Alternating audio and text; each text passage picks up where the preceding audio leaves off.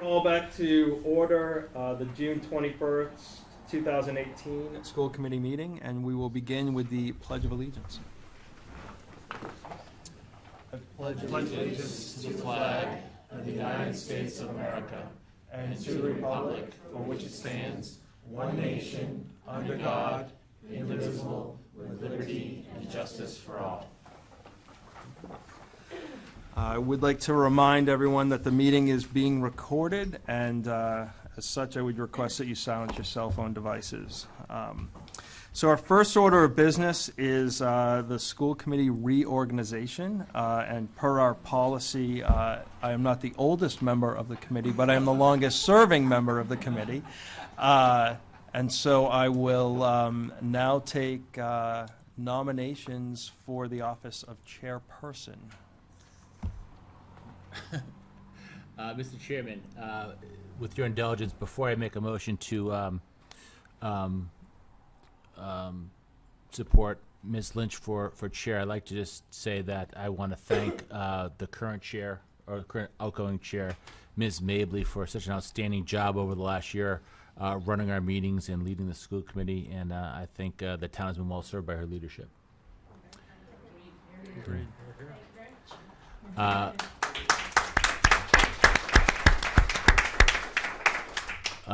With that being said, it's my distinct honor and privilege to nominate Ms. Holly Lynch for chair of the school committee. Someone I've known for a couple of years now, that I know has the determination, the drive, the passion to serve our kids and our schools. So I proudly nominate Ms. Lynch to be our next chair of the North Andover School Committee. All right. Is there a second? Okay. All right. Are there any other nominations?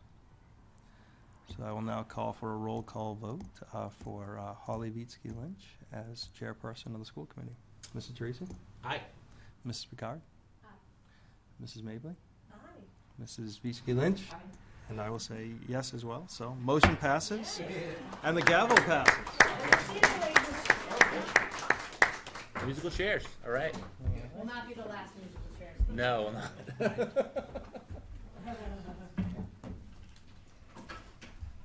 So now I guess, thank you all.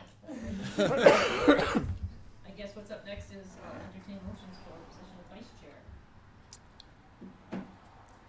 So I would like to nominate Amy Mabley for the position of vice chair.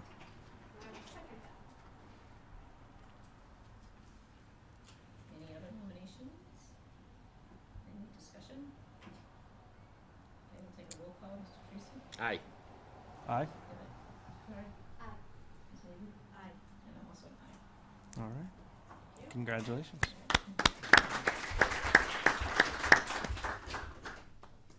And now, a motion for the position of clerk. Madam Chair, I would like to nominate Ms. Picard to be clerk for the North Andover School Committee in the coming year. I'll second that nomination. Any other nominations? Any discussion? Roll call, Mr. Tracy? Aye. Mr. McDevitt? Ms. Picard? Aye.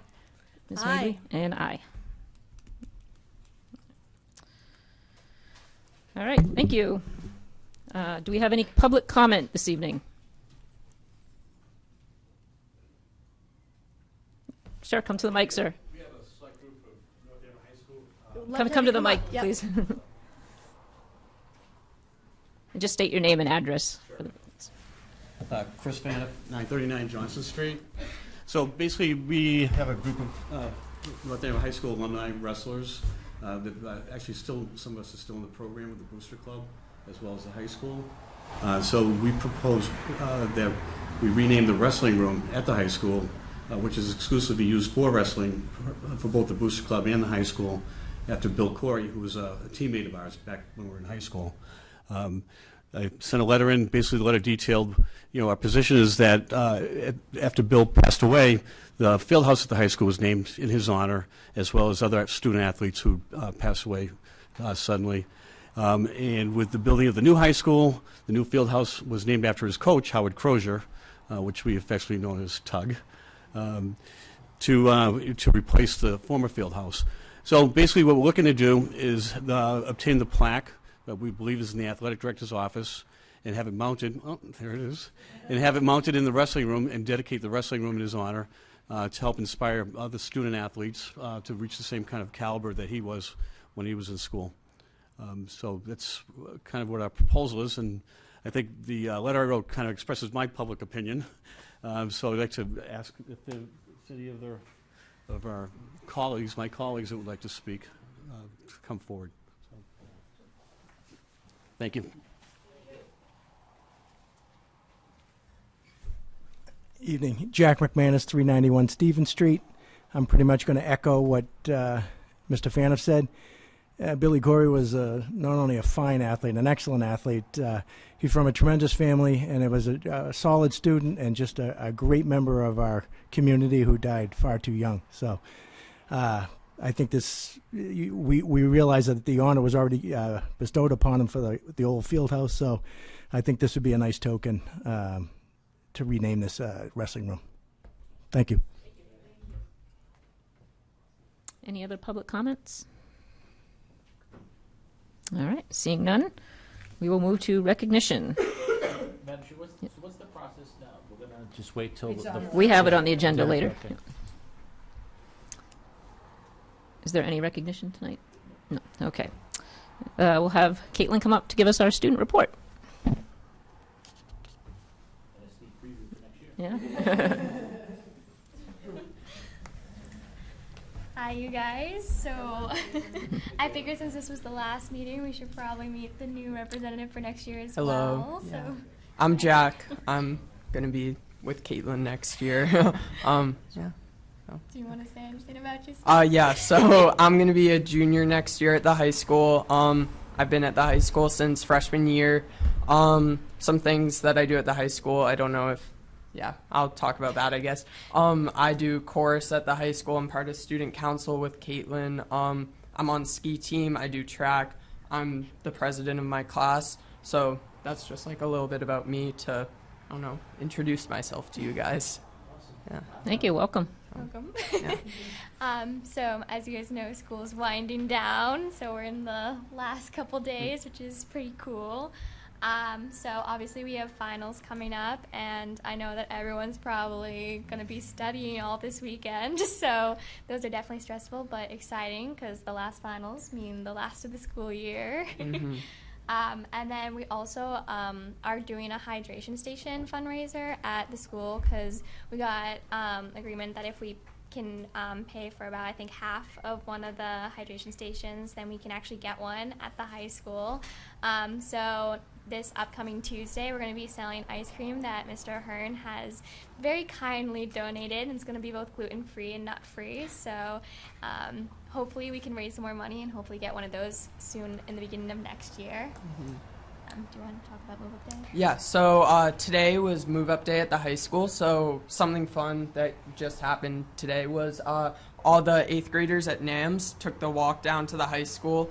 And I'm in Student Ambassadors, so that's the group that gives tours to all the 8th graders on Move Up Day. It was really fun, actually, to see them all, like, coming down. Like, it was kind of, like, symbolic of them coming down to the high school, seeing them come over the hill down to the high school. And it was really great. We showed them all around the school, brought them to the art wing, the library, all the basic places, and we're excited for them to join us in the fall. Yeah. I will say it was very fun to be in a classroom and just see these little heads peeking. Like I felt like I was on display, like modeling, like here's photography class. Yeah. And then also we've kind of, since we're by the end of the year, the AP teachers are starting to have their class meetings discussing summer work, and I think it's definitely going to be interesting. Just with like, I remember I went to AP Stats today, and we had a whole cafeteria of people just ready to learn some math next year, and I think it's definitely going to be interesting. Just kind of all the classes that are going to be taking the AP tests and the AP classes, all the students. Mm-hmm. Yeah, there were a lot of people in I just had an AP US History meeting for the first time for the 2018-2019 school year this morning. Mr. Van Horn brought us donuts, which was nice. So I took a donut. Yeah, so yeah, lots of kids, lots of APs, but I'm excited for them, and I think so is everybody else that's joining. Yeah. AP. And then we just have a little news on chorus. Yeah, so the chorus and band was Miss Durkin and Mr. Smalley recently announced that next year's trip, I don't know if you guys have heard, you probably played a part of deciding, but we're going to Nashville, so that was announced to everyone in a meeting. It was really well received. Everyone's so excited. I mean, not that it wouldn't be well received because they get to go on a trip, but we're all really excited for it. The itinerary looks so fun, and yeah, so that's in March, I think, of next year. We're all going to go on that. And yeah, the music department, of course, is very, very strong at the high school, and we're excited for next year with that too. And then tonight's coffee house, which I stole Jack from. Yeah, I actually just came from Coffee House.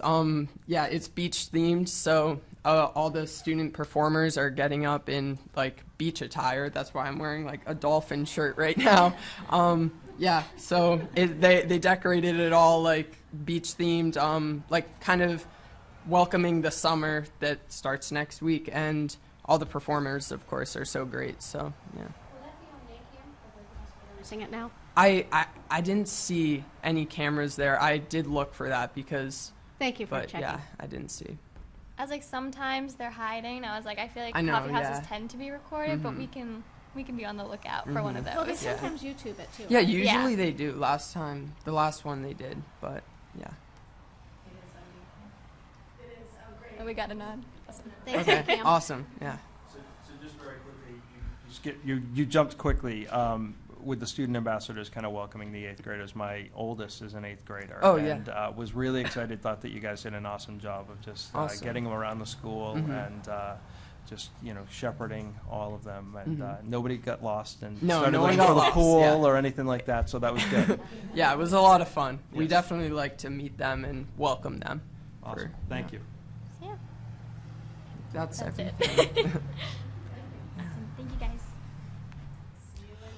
September. All right. Have a good summer. We did it last time.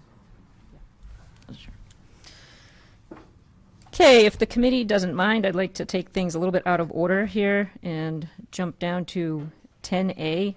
Oh, gentlemen, we were going to do this so you knew where we Yeah. headed. Is that all right? If you could stay like 5 minutes. All right, just so you know. Because we have some people here for this, would anybody mind moving 10A to right now? Moving up? All right, thanks. So we'll now discuss the vote to open the naming process for the high school wrestling room. So I will move to open the naming process for the North Andover High School wrestling room. Second. Motion by Mr. McDevitt, second by Mr. Teresi. Do we have any discussion? Madam Chair, I just want to say that I thought the presentation and the letter by Chris and obviously Jack's comments, very thoughtful. I'm just kind of surprised we kind of overlooked this for so many years.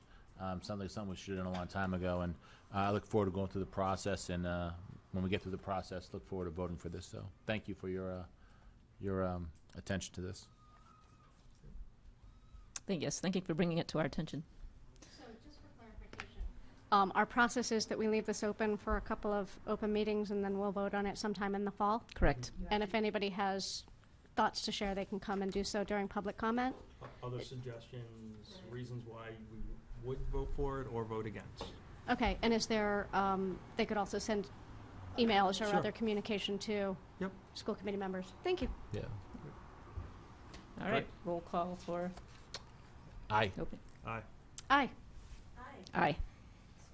Awesome. Nominations are open. Thank you. Thank you. Thank you. Just a clarification, I mean, so there'll be one more discussion or open discussion at the next school committee meeting? Two more. Two. Two more. Yeah. And then a So this vote. is the final school committee meeting. Right. Right. We'll meet once during the summer, and then we'll hopefully vote on it in September. We'll probably do one in August, and then that we have, and then in September, right? Yeah, we should be able to, And- in plenty of time to enjoy it during the appropriate Wrestling season. And I, Kick off the season with, of dedication.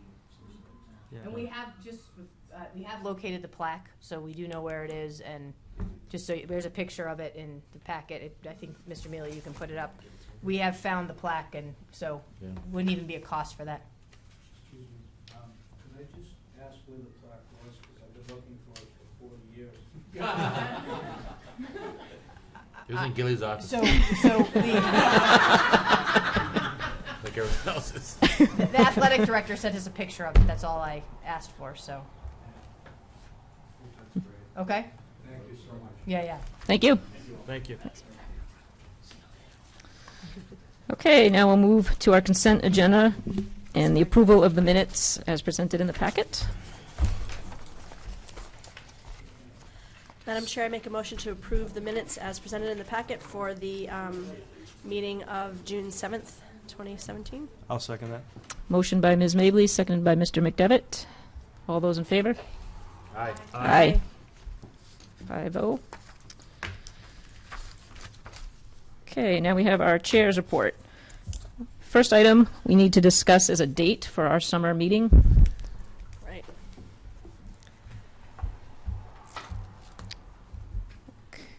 I think we talked about having it the week, sometime during In the week August. of the 20th of August, after the retreat that the leadership team has. Is that right? Is that correct? Yeah, so we have a leadership retreat the 14th, 15th, 16th.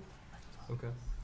So that following week would be great because it would give us an opportunity. I will be dropping off my son at college that week. The whole week? So I will not be present, at least some, maybe most of that time.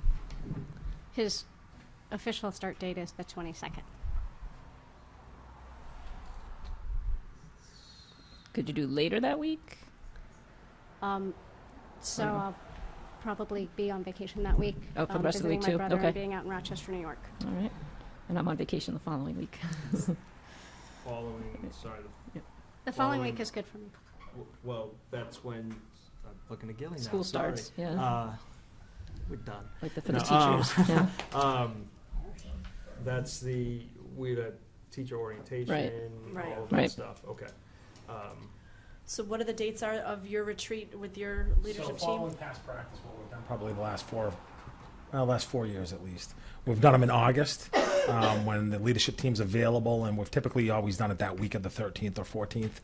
And that gives us an opportunity typically to fine tune the strategic plan, which we then bring back to you guys for comment. So could we do maybe the 16th or the 17th? I'm sorry? Could we do maybe the 16th or the 17th, or is Absolutely. that too close to finalizing the strategic plan with the administration and leadership team? Let's see. It would be a pretty quick turnaround. You're thinking the 17th would work for this group? 17th would be a Friday. I'm not sure. Are you? I'm good. You're good on the 17th? Yeah. This is like a 3-hour morning meeting usually? Yes. Yep. Does that not work for you? I can try to work with that, yeah. My husband's turning 50 and I've got something I'm working on, but On the that's okay. Don't watch You're Eric. on camera. I know. So be careful. Okay. He doesn't watch, no, he doesn't. For now, I will try to avoid that window All there. right. So we want to tentatively plan the 17th? We could make that work. Okay. You looking at Jen? She's No. gone, who cares? She's looking at me. She's looking at, I mean, you're looking at, Okay, So so we're we will talking- put in August 17th. Oh, and my husband just texted, I'm watching! Sorry, my dear, I was trying to be sneaky, but there we go. And he's only turning 49. That's right, he doesn't care about that. But the car will be blue. Are we looking at 8 o'clock, 9 o'clock start? We 9 did o'clock. 8. 9 o'clock. Okay, 9, o'clock. okay. Thanks. It's the summer. Okay. My next item is Vice Chair, well, she was chair at the time, Mably and I attended Race Amity Day at the high school on the 10th. It was a very well-attended event for, I thought, the first time out. A lot of enthusiasm. The kids did a great job doing presentations every 15, 20 minutes. They brought in lots of different foods, and I really enjoyed it. Do you want to say anything about it? I thought it was really impressive, again, for the first time out. And they did a really great job leading the idea and making it happen, and I can only imagine it would get stronger for next year. Pretty good community support. It'd be great to have student support more probably next year. Mm-hmm. Great. And then I'd like to wish luck to all the kindergarten teachers this summer as they transition to their new home. We'll be thinking of you. And finally, good luck to those retiring, Dr. McQuaid and Lots of others. which who? I know Sue Howlett from Thompson is retiring after many years. Lori Rottler, Haley, I don't know her first name, I just know she's Mrs. Haley to me. Sue Murdoch. Nancy Carroll. So we have a bunch of them. Thank you. So on the behalf of the committee, I'd like to wish them all well and thank them for their years of service. And good luck to everybody enjoying a good summer. And thanks to all the teachers. Anybody else have anything you'd like to add? All right. Superintendent's report. Yeah, so I would like to have an opportunity to have our team from NAPAC come forward and just recognize them for the incredible work we've done this year with Understanding Our Differences, which is a program that's now finishing up its second year to really educate our students in 3rd through 5th grade about differences, specifically learning disabilities and other challenges that our kids may face. And I just want to, before I start and let these guys talk about it, I have just been so grateful for the support of the school committee. Some of our best volunteers are sitting right here, and it's just really, I think, made a real difference in our schools. And you guys have just been incredible. I'd like to thank you both for taking this up and trying to make this work. And I think we have some exciting news to announce tonight. So, Maureen, I'll turn it over to you guys. Oh, thank you. Thank you. We were just going to tell you that we've been very, very excited to run this program for actually 3.5 years. We started with the pilot with Mr. Clark at the Franklin School and 2 programs, and we're now running 30 programs a year. We've run 62 in total. Kirsten did the math, but we've impacted over 1,100 children and many, many parent volunteers, and we are so excited to bring this back next year. Well, we have plans to continue next year to run all 30 programs in all 5 elementary schools now. We started in 1, we're in 5, in grades 3 to 5. There's going to be a paid position next year for someone to coordinate it, but we, of course, still need many, many parent volunteers to come out, and people from the community. We're reaching out to them as well, and we're just excited about it. NAPAC is kind of turning this over a little bit into the community more, so that they can focus back to their original sort of workshop and working with adults, but they will be out as volunteers continually. And we want to thank the members of the school committee, Helen, Amy, Jen, Holly, who ran so many programs, have all been terrific volunteers, the backbone of the program, really. So many, many volunteers without them. So specifically, we did advertise a $5,000 stipend position that's going to be funded out of some of our special education grants for someone to coordinate. The number of volunteers and speakers, as many of you know, is overwhelming. So really to institutionalize this position. So we have advertised that position, if anyone's interested. And we are looking forward to, and most Understanding Our Differences communities that have been successful over time have had some form of stipended position to continue it, just given the amount of work that it takes. Right. And so in order to kind of institutionalize it, I don't want to speak for Dr. Gilligan, but I will ask you in a second. I brought this program, we talked about it during the strategic plan. Dr. Gilligan, would you like to talk about how you feel? Because I don't want it's something that we believe we should continue, I think. Certainly, and I'm in complete favor of putting the stipend out there, and it's something that's been, terrific for our kids and staff, and it's something that I'd like to see in this town for many years to come. Great. It really strengthens the I in RAISE, and really, and E, and all of them. But I do really think, one of the things that we talked about is what are we doing in terms of inclusion and an inclusive community in RAISE, and I think this is a very tangible example of what we're doing. There's so many great things about it, but what I think, too, in particular, that the speakers that come love to come and continue to come back time after time, year after year, because they enjoy it so much. And then, two, the parent volunteers, once you come once, we see them repeating and coming again, which shows me they enjoy doing it and they get something out of it, too. So it's not just the kids that are being affected by this or benefiting from it, I think. Right. as a person with a hearing deficit, I felt the curriculum was right on and super helpful in helping others understand what a disability feels like, or what a difference of ability feels like. And I'd also appreciate this room that over time you've made it easier and easier for me to hear what's going on in this room. And that hasn't always been the case. So I really, I appreciate what you all are doing, and, I'm impacted by it personally. It's good to know. If I, oh, go ahead. I was just going to say, I mean, all of our community, I think, does amazing things with the kids, and whether it's, an activity or a show or, some field trip, that is kind of brought to the school as opposed to necessarily going out for it. But time and time again, like, I ask my kids, like, what happened at school, whatever, and it's like nothing. And I know that something happened at school. Like, on the days when understanding our differences, and I, ask them what happened, it's literally, it goes on, like, not just through dinner, like way past dinner, and what they did and how it felt, and that they understood, maybe with someone in their class or someone else in the school, and to just, that conversation is just, first of all, any conversation sometimes with a 10-year-old is you take your accomplishments there, but it just goes on, and I just think it speaks volumes to the quality of the program, and I thank you for that. Thank you, guys, and it's exciting.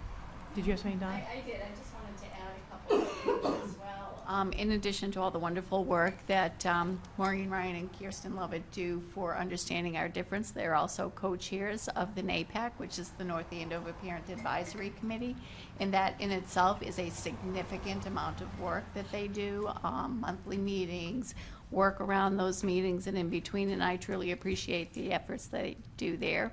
Additionally, they happily volunteered to be on the Raise Awareness cable show in order to discuss the understanding our differences, and we're hoping to utilize that as a venue to, one, get the message across to the North Andover residents, but also to try and help with understanding and seeking additional volunteers. So they were so thrilled to do that. It was delightful. Wow. So thank you. Thank you both for everything you do. Oh, thank you. Thank you. Thank you for having us. My only other item, Madam Chair, is that the Attorney General, I think this has actually been sent out and about, sent a letter of advisement on vaping, and I just put this as part of my report since we've been talking so much about vaping, and she talks just about kind of the rise of vaping, the concerns she has, different resources, and then some concerns about a specific program that she's recommending you seek an alternative, which is actually sponsored by Juul Labs. So I just wanted to make sure you guys all saw this and understand that our conversations are being mirrored in many other communities as we look to ensure that our schools are as free from vaping as possible with our changes in our rules and with our educational efforts. So I just wanted to share it with you. Okay. That's it.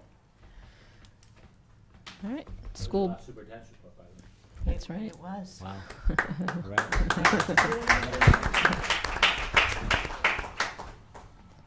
And with that, Mr. And Treasy. with vaping. What a great way to go.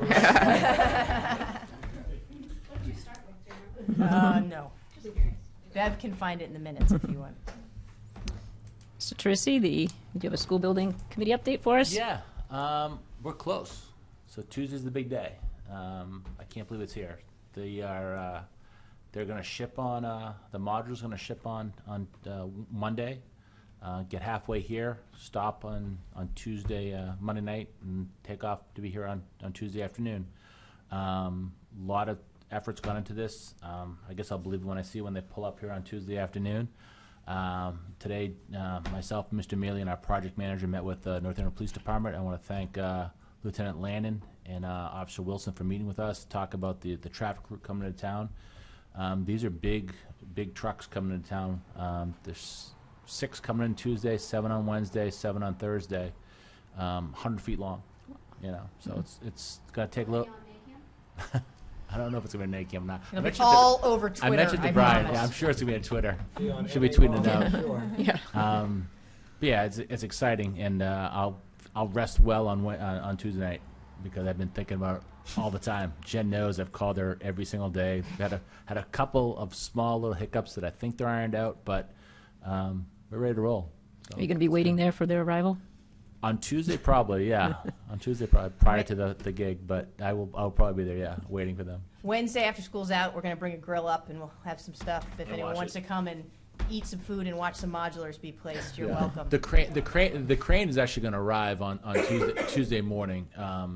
It arrives in a very small, well, not very small, but a smaller truck, and then it branches out. So that'll be there Tuesday. It'll be exciting for the kids who can see it.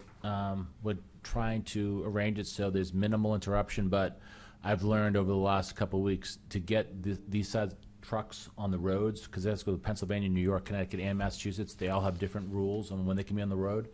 They all pull special permits, so it takes an incredible amount of coordination. So my hats off to our project manager for coordinating it all. And again, thanks to the North Andover Police Department for cooperating with us, and really going to cooperate with us on the fly, because we can't guarantee exactly when they're showing up. But we expect them to show up sometime on Tuesday afternoon. And then they will be escorted. They'll be escorted. They'll be escorted. Right in. Yep. So we're there, I hope.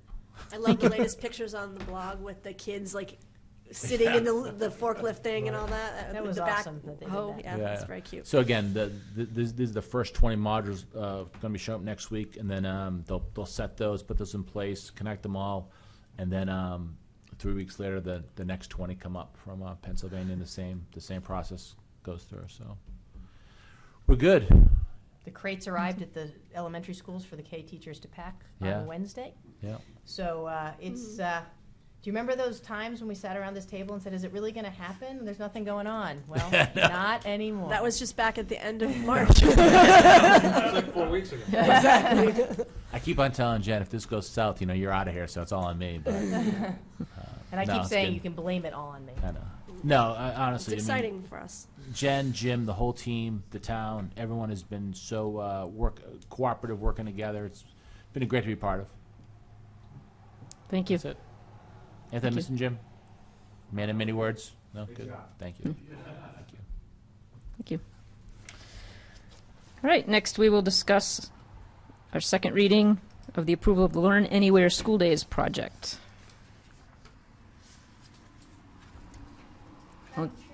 Just let you know, and the public know, that I spoke to a number of people this week, and I posted something on Facebook, and I got all positive impact on that. I didn't hear anybody say that they didn't want to try this. They were really excited about how well it was researched, how well it was presented, anything that's going to help us have an end date that sticks, that we understand. People were very excited about it.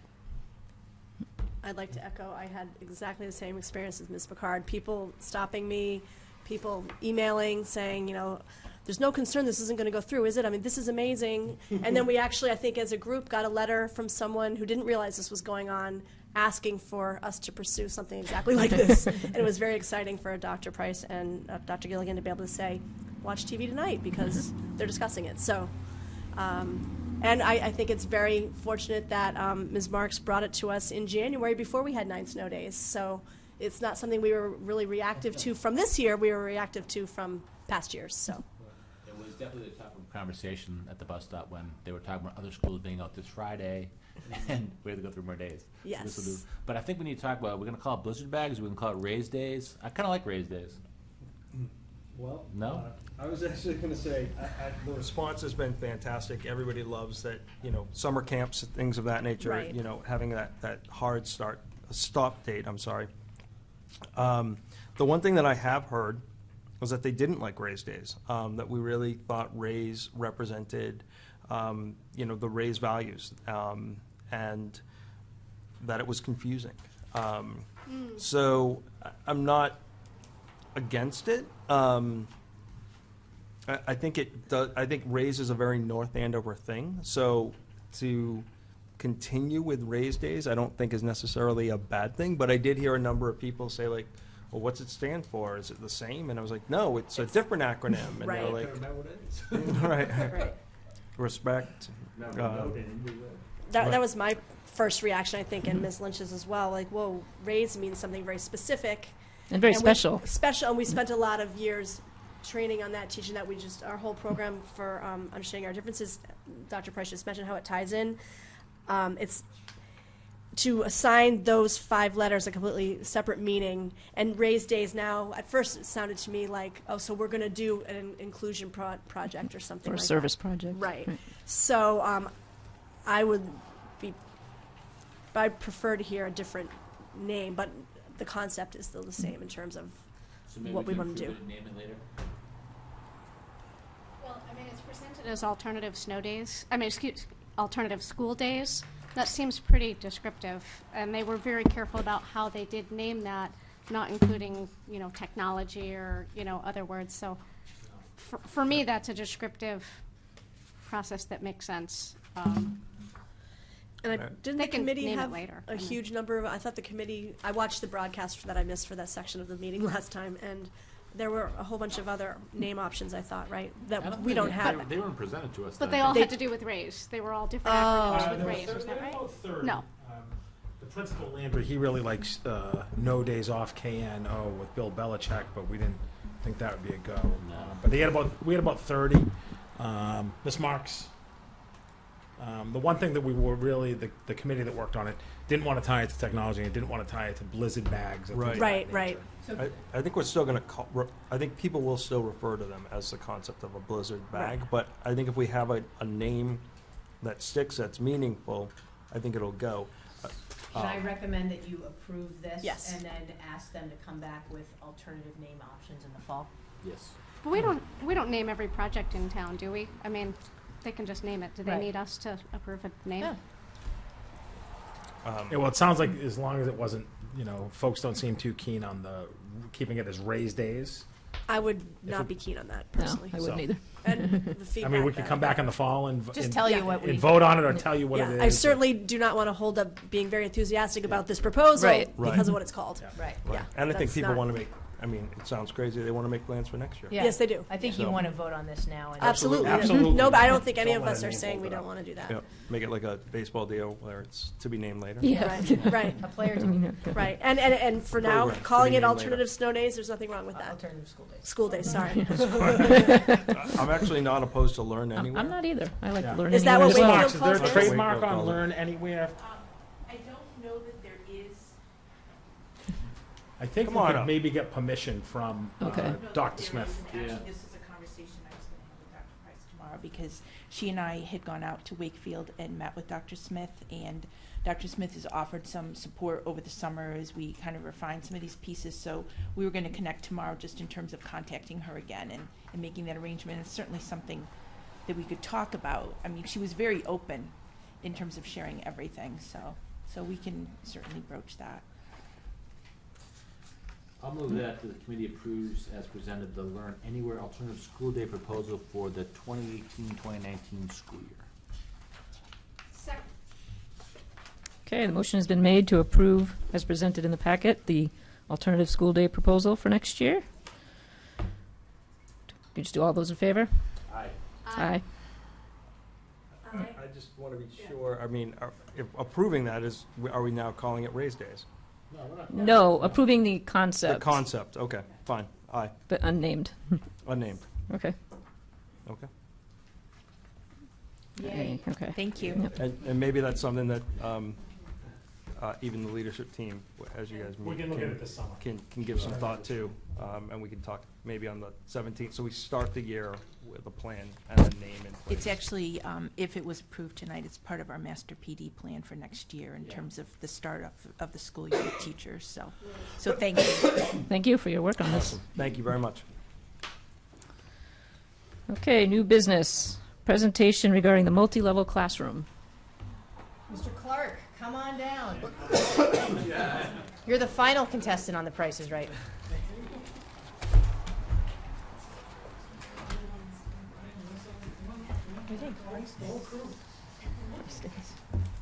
No. Sit there. Good try. First of all, thank you for allowing us to come in on this late June warm afternoon. We just wanted to come and kind of round out about the multi-age classroom. I sat here back in October-ish, I think, when we were meeting task force and we talked about how, I was talking a little bit about how we came up with this idea to have a multi-age classroom. It's something that I believed in for a long time, and we continuously been talking about class size, and I kind of said, "Wait, this might be the time to strike. The iron's kind of hot." The iron's kind of hot, and it was a clever way, I think, to get this concept included in the Franklin School, and also at the same time impact class size, because what we had, we lived in a bubble world at Franklin, and we were shifting around classrooms all the time. And this enabled us to drop our fourth grade class sizes from 26, 27 to 20, 21, which was fantastic. But the big piece was bringing into this school a different model of outside of the traditional classroom. And, I'm going to try to be brief. I think they all know how brief I am at all times, especially in my weekend calls. But it's been such a joy to kind of watch this develop, and really it's been not me at all, it's been these guys. I kind of came up with the idea and walked over to Denise Coleman's room and said, "Hey, what do you think about this?" And she's like, "I'm in, let me go." And we rolled it out. I did a parent info night with a little presentation for parents, and I actually remember Mariah saying, "Oh, it's Denise Coleman? Okay, sign me up." So kudos to Denise Coleman. So we just wanted to come here and kind of let you know how it went, let the millions of viewers at home and your husband know how it was going. So I'm going to kick it over to Mrs. Coleman because she's really been the spearheader of this, and she's done a tremendous amount of work. Central office has been amazing in supporting us through this. Specifically, actually, soon-to-be Assistant Superintendent Marks was very instrumental in helping us kind of problem solve and think of how to work through some kinks along the way. So thank you for that, Maureen. And without further ado. Fabulous. Oh, that one's not going any farther. All right, well, after I said, yes, I'd love to do this, I thought, oh my gosh, what have I done to myself? And I spent a lot of time during the summer thinking, and then not thinking, I'll think about that later, and just went back to my summer. But finally August came, and I really started to wrap my head around the fact that it was coming, whether I wanted it to or not. And I really thought about it not in the sense that it was a first and a second grade classroom. It was just a classroom. And instead of having a small range like I would in a normal first grade or a normal second grade, for instance, in a first grade, I'd have like a range of kids reading from maybe a level A up to a G coming in. Now I had kids reading from a level A all the way up to level K. It was just a bigger range. It meant a little bit more differentiation. Because I run reading and because I run writing and because I run math in a workshop model, it made it very easy to differentiate and accommodate the different needs of the kids. Probably the hardest the hardest area was math, because a first grader does look very different developmentally than a second grader. So for me, that was the biggest struggle, and it was a struggle at first to kind of figure out how to get that piece of the program up and going. What we ended up doing is I teach a first grade lesson, I teach a second grade lesson, and while I'm doing those lessons, the kids are engaged in maybe working on the computers, doing Zern, which directly correlates to Eureka Math, or they might be doing math journals, or they might be playing math games. What I liked about the math particularly is in my class this year, I had a couple of kids that had some real deficits in math that were my second grade core group. It allowed them to shift down for some units, particularly Module 4 of first grade, which was the crux of their understanding of what was to come in second. And the kids didn't even know that they were doing something different. So there was like no stigma to, oh, well, you're not doing what we're doing type thing. They just worked with a different group because the groups were always flexible. Content was another little bugaboo. So the way that I handled it is because my second graders actually ended up being all of my first graders from the previous year, with the exception of any kids that opted out, or I had some kids that moved out of North Andover. They already had first grade content, so I could teach the second grade content, the second grade social studies, science curriculum, and next year I'll shift and I'll scoot back and I'll teach the first grade content areas, so I'll hit the standards that they haven't gotten. So it just constantly revolves. So everybody will get what they need to get within the 2 years that they've spent in my classroom. One of the biggest things that I've noticed, and I've noticed it towards the end of the year, which is why I have parents here today, is the shift in the kids. My first graders act much more like leaders, much more leadership type kids than my whole first grade would ever, because they've had second grade role models. And it's not that they're older or they act older, they just have more of a voice. And maybe it's the kids, I don't know. But the last couple of months we've been talking about, you're going to have to step up to the plate now. We're getting some new kids in next year. You're going to be the leaders. You're going to be the one that are training the kids and teaching them what this class is all about. It's been nice in a sense that it allowed me this year to really be up and running pretty quickly, because, if so-and-so didn't know how to order lunch, I said, oh, go talk to that one. The kids trained the kids. It wasn't me being the one standing up and talking all the time. It was the kids taking on that leadership role, which was really great. So, do you want to speak about it from a parent perspective? Sure. Sorry, I wouldn't forget. As you all know, there's a lot going on. I had to write this down. All right. So back to what Mr. Clark was saying from last spring, talking about starting this MA class. He said, anyone want to stand up and talk? And so, of course, I raised my hand. My now third grader had Mrs. Coleman as a first grader, and then my second grader now had Mrs. Coleman last year. So I said, if it's Mrs. Coleman, which I think at that point we knew, I said, when Finley, my oldest, finished first grade, I said, I wish he would be their teacher forever. Like, forever, through high school, on to college, forever.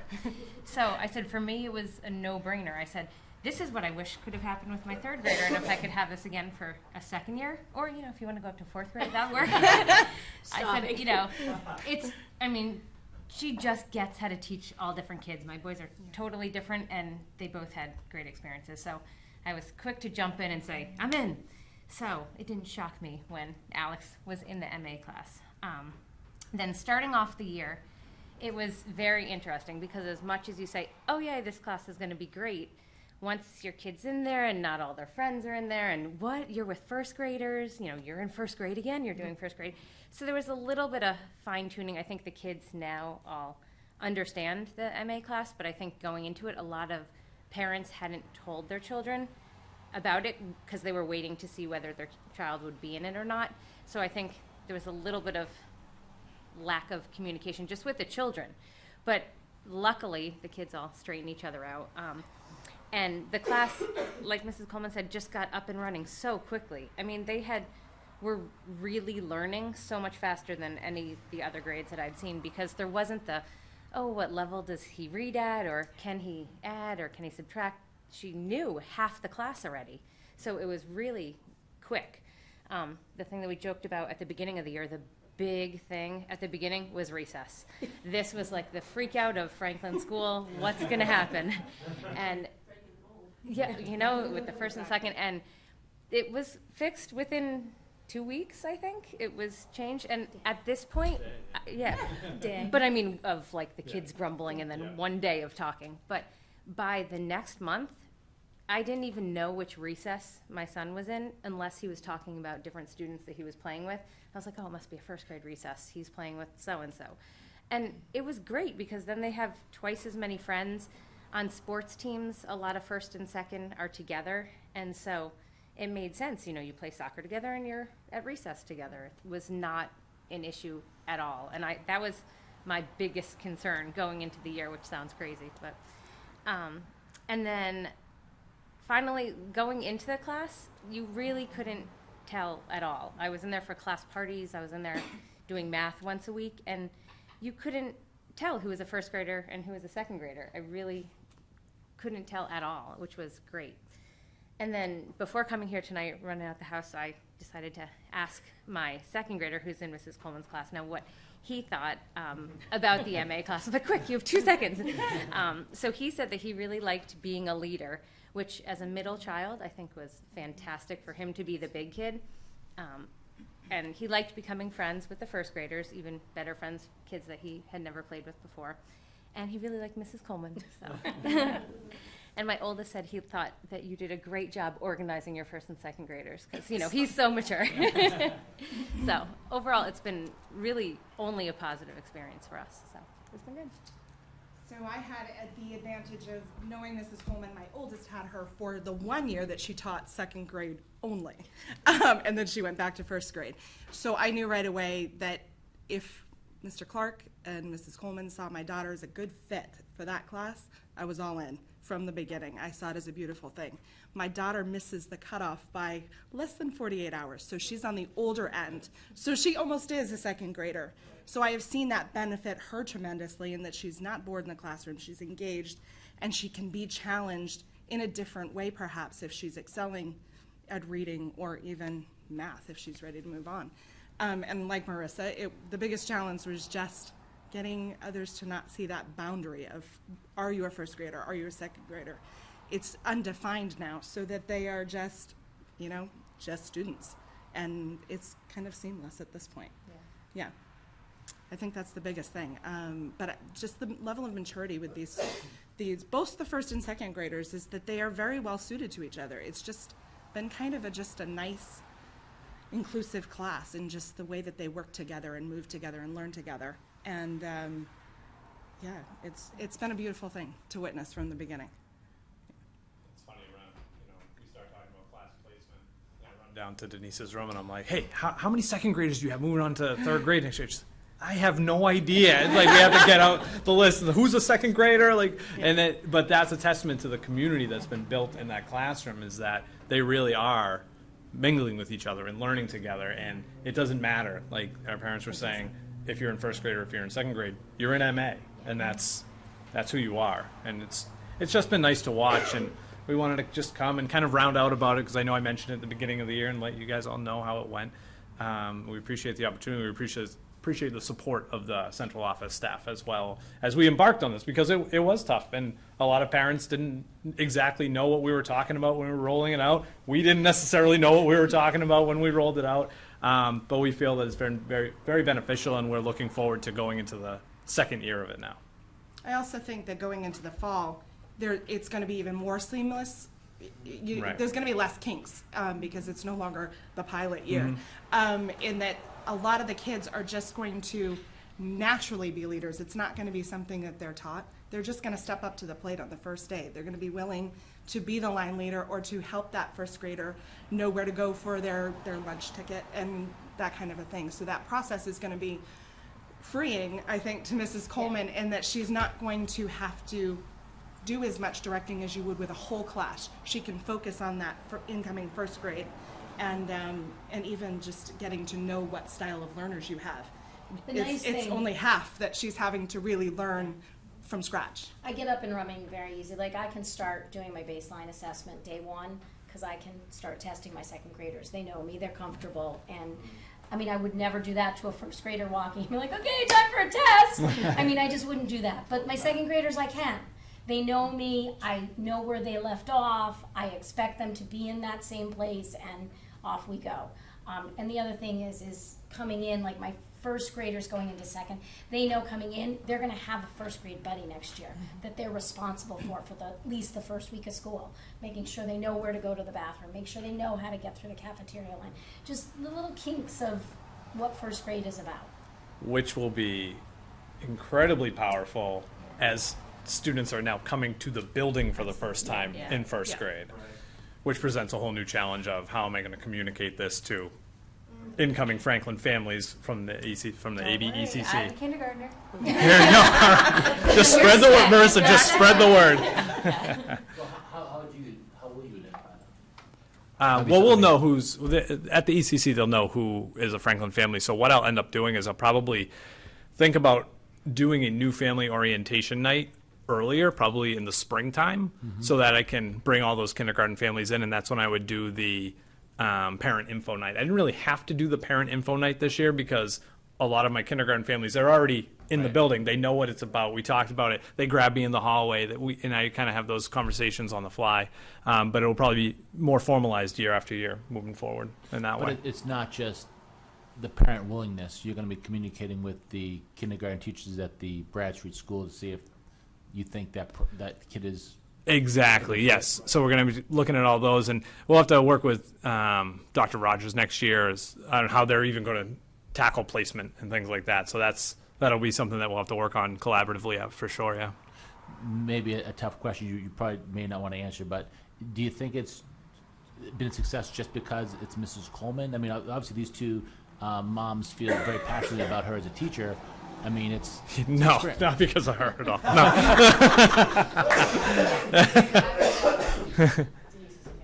Yeah.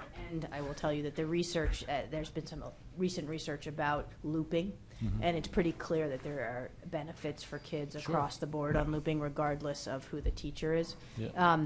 And you know, the one thing I would say to the school committee is now that we have, in a few short months, we'll have freed up 15 classrooms across the district. This now becomes an option. You know, really before we had that option, you know, you're not going to add another classroom. So, you know, one of the things that we were excited about when we talked about piloting this is this really could be an option for other schools, other grade levels, as we really think about maintaining community schools and keeping class size. Because it's one of those situations, it was interesting that it's at a larger of our schools, but especially at some of our smaller schools, when 2 is too few, 3 is too many, so 2.5 is often the right number. So it's exciting that we have the model, and the research says that it really is successful for kids. It can be daunting at first, and you know, for teachers who are saying the differentiation, the other really exciting component is the curriculum that we've adopted here within North Andover of the workshop model for math and for reading and for writing really does lend itself to this level of differentiation, as you said, Denise. So, you know, I think many things are lining up for this to be a possibility moving forward beyond Mrs. Coleman. Mrs. Coleman. It'd be nice to have someone else like me. I know. There is no one else like you. I think that's what made her natural, is that she has the experience of both classrooms, and in recently too. So it sounds like you all see continuing this model indefinitely. Is that correct? Or not just to resolve bubble classroom issues? Oh, yes, absolutely. Absolutely.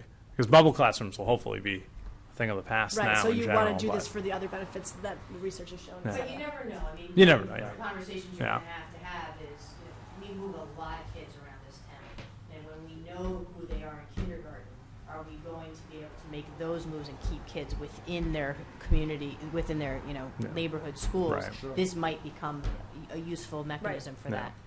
Um, Especially in the K-2, where we're looking for even smaller class sizes. Yes. Yeah, definitely. That was actually a question that I Right. had, was, obviously we piloted this at Franklin, can we expand this out to other schools as well, with the addition of open classrooms? One of the things that I just want to say is, I don't remember how long ago, but a number of months ago, there was a little bit of chatter on North Andover Moms about this, and I don't know if you've seen it or not, but it should be moms and dads, but it's another issue. Moms and dad. I'll take that. But somebody was talking about, like, well, what's going on? What's this, like, inclusion classroom? How's this look? And there were a whole slew of people, like, I've never heard of this. Like, and you could just tell from the tone, like, there was, like, a lot of anger, or questions and all of that. Shock, right? What was really interesting was the Franklin parents, who, and I don't know them, but, they literally started jumping in, and they were like, this is absolutely fantastic. You do not know what you're talking about. This is this probably these two right here. Yeah. This is like my child loves it. It is absolutely fantastic. And then there were a whole slew of other Franklin parents who literally were like, I opted out, and oh my God, I wish I had opted in. There's been a lot of discipline. And I really thought, wow, like, to really kind of have that out there in the community and people talking about that, I thought was pretty amazing and pretty powerful. So thank you for doing it, and for you for obviously, being the pilot teacher that you are, and I don't know, champion or. A little crazy at times. That's okay. We'll take that. But it was great. It was good to see good. people so supportive of it, and the Franklin parents again were just overwhelming. I would think that this would be a benefit to kids with anxieties, knowing that they're going to have the same teacher next year. Have you noticed that in the classroom? That's another added benefit. Like, we always wait in anticipation for August to roll around. Everybody does it, no matter what level they're on. Who are we going to get? And I've learned to trust the system. I've not seen a bad placement since Joe came to Franklin, honestly. You have a knack for it. Whatever your process is with the teachers and the entire staff, it's been phenomenal to see the placements and kids thriving where perhaps in the past they weren't thriving as much. Like my 4th grader is just beyond, he's the middle child. He just is. We never really know what he likes, how he's doing in school, and he's thriving this year. And I think that, and I wouldn't have thought to pick this teacher for him, but it's been good. But I think in the long term, knowing that teacher going in is going to ease those anxieties for a lot of parents and students. Yeah, my 1st graders are much more at ease at the end of the year. My 2nd graders are a little on edge. There's some anxiety and who they're going to get, but my 1st graders are like, this is easy. You know, the one anxiety feature is one of the kids said, "You're not going to be in this room." I said, "No, Mr. Clark is making me move my classroom, but it's okay. I'll be there." But so there's not that anxiety piece. They're happy to come back, and so it's nice. So I would say too, in my mind, I'm thinking about the further on transitions when they move to NAMS, when they move to the high school. Those kids will know a variety of ages when they get there, and they'll be able to be welcomed by people older than them, welcome those that are younger than them, talk to peers that didn't have this experience and say, oh yeah, you know, I know a few freshmen coming in, or I know a few 6th graders coming in. So I think it may lessen the anxiety, you know, over a long period of years. Just as, you know, we used to have when we had the Bradstreet School before, you know, we would say to our students, you're going to 6th grade, and, you know, some of those kindergarten friends will be available to you again. So I think that's a really great thing. I was interested in what you said about thinking about parent information nights and transitions. That's going to be a big change for next year with the elementary school principals. So I hope that'll be, you know, not just on your radar, but on the radar of all those principals, because it's going to be a different, you know, we've done the kindergarten and the preschool entry separately, largely. So that'll be something certainly to think about. And I would congratulate you. I'm thinking about Mr. Rogers, who's one of my favorite educators, who said, where limits are, creativity begins. You know, so when we reach the limits, and this is just another example of, we did this out of necessity, but we're finding that it's, you know, really perhaps a terrific model to go forward with. And we've done that a number of times in North Andover, so it's, I'm excited. Thank you. Thank you. Thanks. Thank you. Strategic plan update. So Dr. Gilligan and I thought we would take this opportunity to talk about what we see as the strategic plan for next year, just to kind of frame the conversation. This is the central office's first draft. We will then share it with the entire leadership team, and then the hope is that during your retreat you will really dig into it. But we thought we would just kind of give you our thinking about where we've been and where we plan to go. So that makes sense for everyone? All right, so we're going to start with consistent and rigorous curriculum, and Dr. Gilligan is going to start with our multi-year curriculum plan and what we've been able to accomplish and where we are headed. Dr. Gilligan? Sure. I think one of the great things about having this plan is when you actually look back at the years prior and you say to yourself, we've done this, we've done this, we've done this. And oftentimes I don't think we celebrate enough of the accomplishments that we've had. And we have our others who have joined us. Thank you. So go to the left on the objective side. Yep, the left side. Thank you. But I also thought, this being Dr. Price's last meeting, school committee meeting, I know she's disappointed she won't be on TV anymore.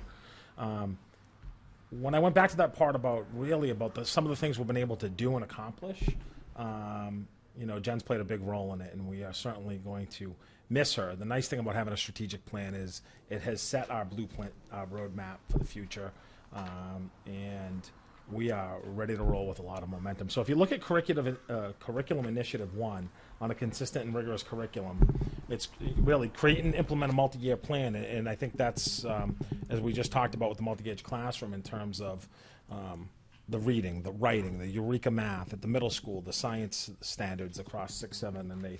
Jim, if you could scroll down. Great. Keep going, Jim.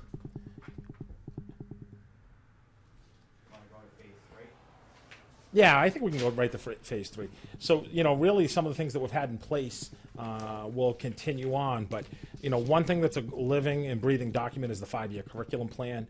And certainly I'm excited that Ms. Marks is now on board as the assistant superintendent. She'll be actually heading up this area along with Ms. Larkham, working with special education. And we're really thrilled to bring on Ms. Ando. But really the plan going forward is we're really heading into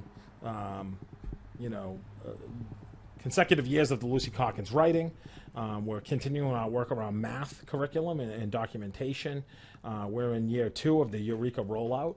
And if you remember, Eureka Math is probably one of the most challenging curriculums for students, but it's also the most teacher-intensive and labor-intensive upfront for teachers to do.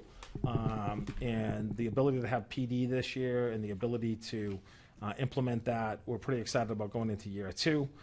Next year will be the last year where we'll have all the science implemented across the middle school, which is quite an accomplishment in and of itself. The units of study for reading, as you guys know, we have the rollout next year with kindergarten, the soft rollout. And I think, and I'm going to let Lorene jump in a second, but it would also provide us the opportunity to say to folks, we know you've taken on math at elementary. We know you've taken on writing in elementary. We're working on Tier 1 interventions with Dr. Strait and Nikki Murphy. But we're also heading now into reading. And we asked how many folks are interested in a jump start in reading. And Lorene, do you want to just take a minute to explain that? Sure. So we are introducing reading units of study, and as you've heard, it's a soft rollout in kindergarten. So because they have had so many new curriculums, they had foundations, they had the writing, they've had math, they're moving a building, it's a lot to take on. And as Dr. Gilligan mentioned, the math curriculum is teacher intensive, the writing curriculum is teacher intensive, and the reading is as well. So it is a soft rollout, but we have a number of teachers who, every kindergarten teacher is getting the kit. It's actually in their hands. We had PD here for 2 days earlier this week. And they will be getting the classroom libraries as well through the Medicaid funding, which has been an incredible bonus to the district. So it is a soft rollout. One of the things that we are asking that all the kindergarten teachers do is an updated, like I used to do read aloud. What I did for read aloud is not what you should be doing for read aloud anymore. So what we did was introduce some new practices for read aloud and for shared reading. And we trained all the kindergarten teachers on Monday on the read aloud and on Tuesday on the shared reading practices. So that they will use those in their classes. We did take from the units of study that they got that day. In the back of those books are plans for shared reading and read aloud. They also developed some, they had some books with them, a gift from the Ed Foundation. So we used some of those books to create lessons on a shared document. So they had that all as a jump start to go into kindergarten, which is going to help them with everything that they have going on. We also have a number of teachers throughout the other grades who also were interested in starting with the reading units, those kits. So they also have the kits. We are going to do the best we can to support all of these people. It was certainly more than we had anticipated, but it's very exciting. We have the Homegrown Institute coming out this summer in July, and it's primarily, it is for grades K through 2, but we offered it to the kindergarten teachers first slots there, but we do have a number of other teachers that are going to attend as well. So that's really exciting. So we have a lot of work moving forward with that. So. Yeah, so in essence, a consistent and rigorous curriculum across all levels is something we've been working really hard on.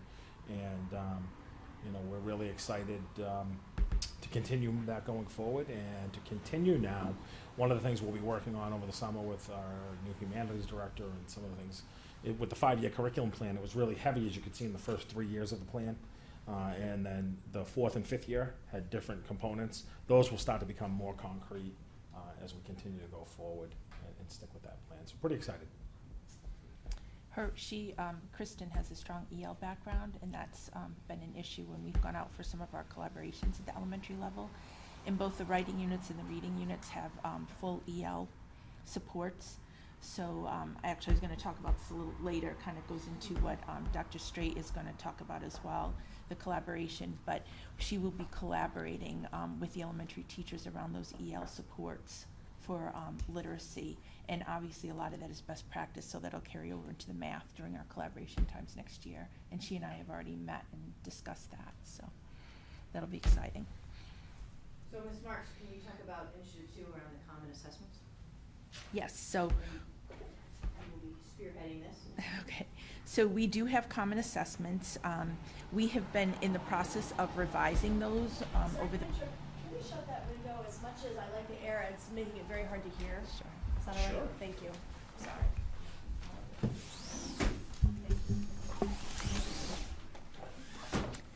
Microphone on.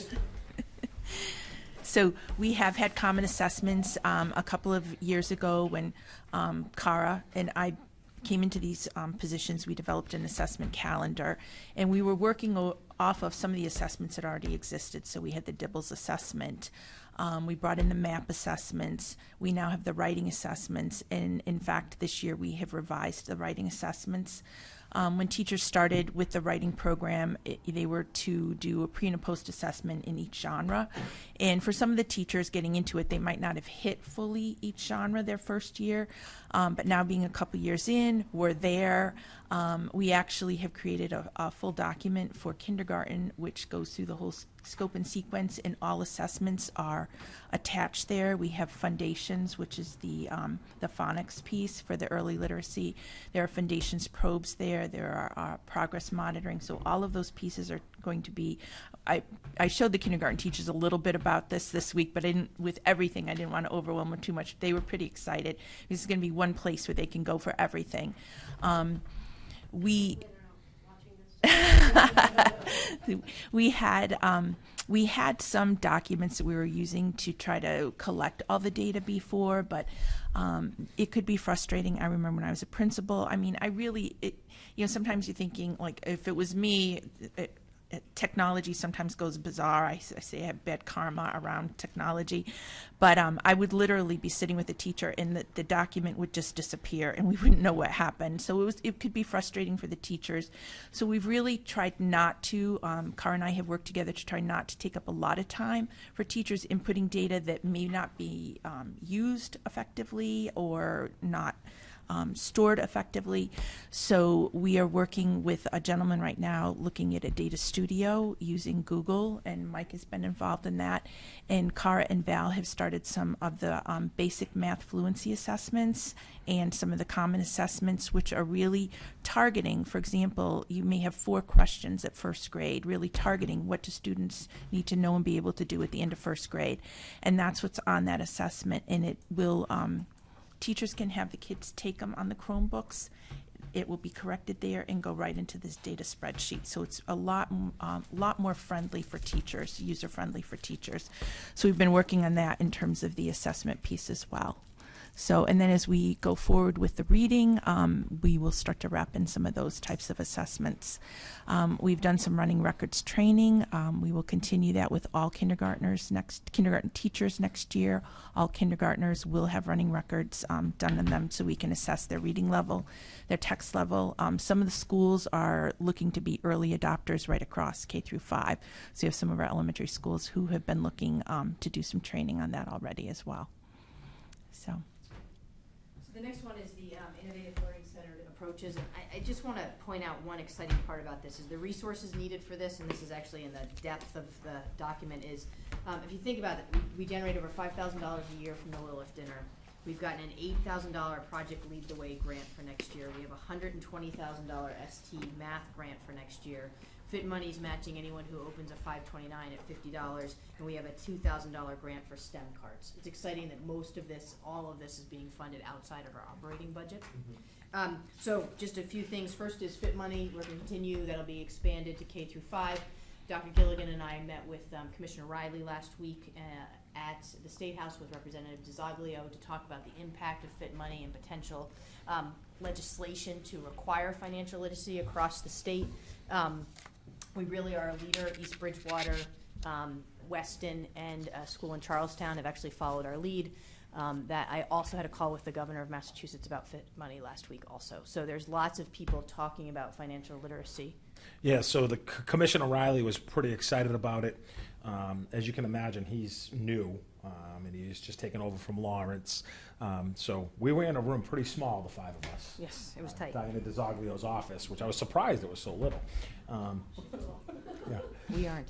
That being said, the commissioner was making every effort he could to come out and see this program in action, some of our lessons this week or the next week. His schedule's so tight that he's asked if he can come out in the early fall.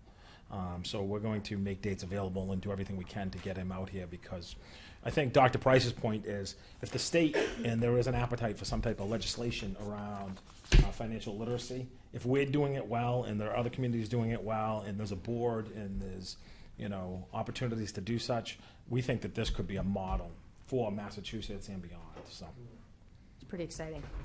Moving on, senior capstone continues to expand. We'd like to continue to support that. Obviously, we'd like to consider support Live Your Learning to make sure that all of our kids can access our amazing trips. Our collaboration with the Stevens Memorial Library, I look at Stan. Thank you, Stan. Thank you, Lorene. Continues to be, I think, a model in the state for how public libraries are working with schools. I think that's fair to say. Yeah. And then we have, because of some of these grants, we're expanding our computer science class. We'll be having a second semester of computer science essentials next year at the high school. We have STEM carts at the elementary level, and we're continuing to expand that. So there's lots of exciting, innovative partnerships. And our vision for this when we started was, how can we do this without impacting our bottom operating line? And we're having that happen. Yes. All right. And moving on to Mr. Grant. So access to technology is the initiative that I'm working on. And I look at technology as like a three-legged stool. Without one of those legs, the stool would tip over. So the same with technology. We have our infrastructure, which is the network and bandwidth. Hardware, which is like the computers, laptops, presentation devices, projectors, and then the software that the students would use. So over the past few years, phase 1 and phase 2, we've increased in our bandwidth. We've added additional Chromebooks to the district. We're at about 2,300 Chromebooks right now, which is an increase of about 2,200. The model classrooms, we have over 100 model classrooms that we've outfitted in the past 2 years. And as far as software, we've expanded the Google Apps. We've added some software at the high school for the foreign language lab. And we're looking at, we did the typing curriculum as well, the keyboarding without tears. And we're also looking at replacing our software at the high school with graphic design. We use the Adobe Cloud, which they've been using a version that's like 5 years old because it's just too costly to purchase. So we're looking at purchasing 500 licenses now, and we can get 500 licenses for about $2,500, as opposed to if you purchased them outright, you were looking at like $2,800 for like 30 licenses. So it's more cost effective to actually get more. So phase 3, we're looking at increasing and replacing some of our Chromebooks. We're at a point where now some of them are aging out and we need to replace those. So we'll be replacing some, adding more, replacing the rest of the projectors at the high school, so those will be getting completed this summer. Outfitting the entire new kindergarten building with all new phones, new projectors, new PA system.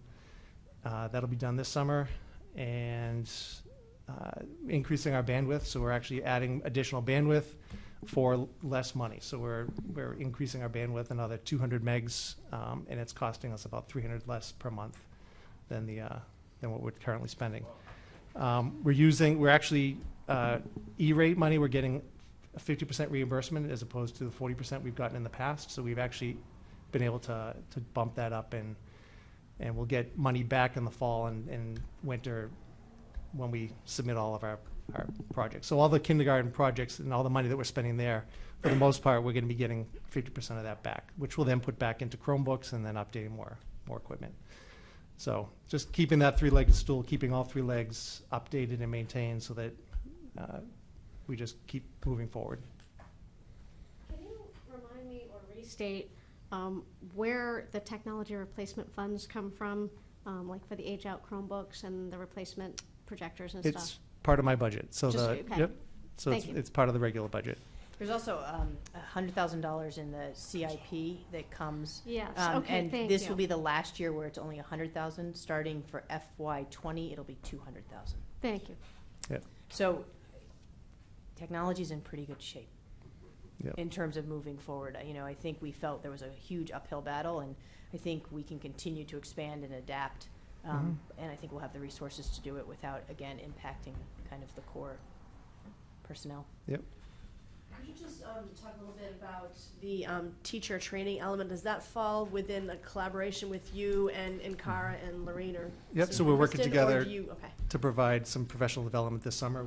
They've organized a number of professional development. So I'm going to be teaching a Google Forms and Google Sheets class for teachers to be able to create automatically graded quizzes that they can quickly put out using a Chromebook, put out a very quick formative assessment and get those results as quickly as possible so that they can adjust their teaching to how the students are doing.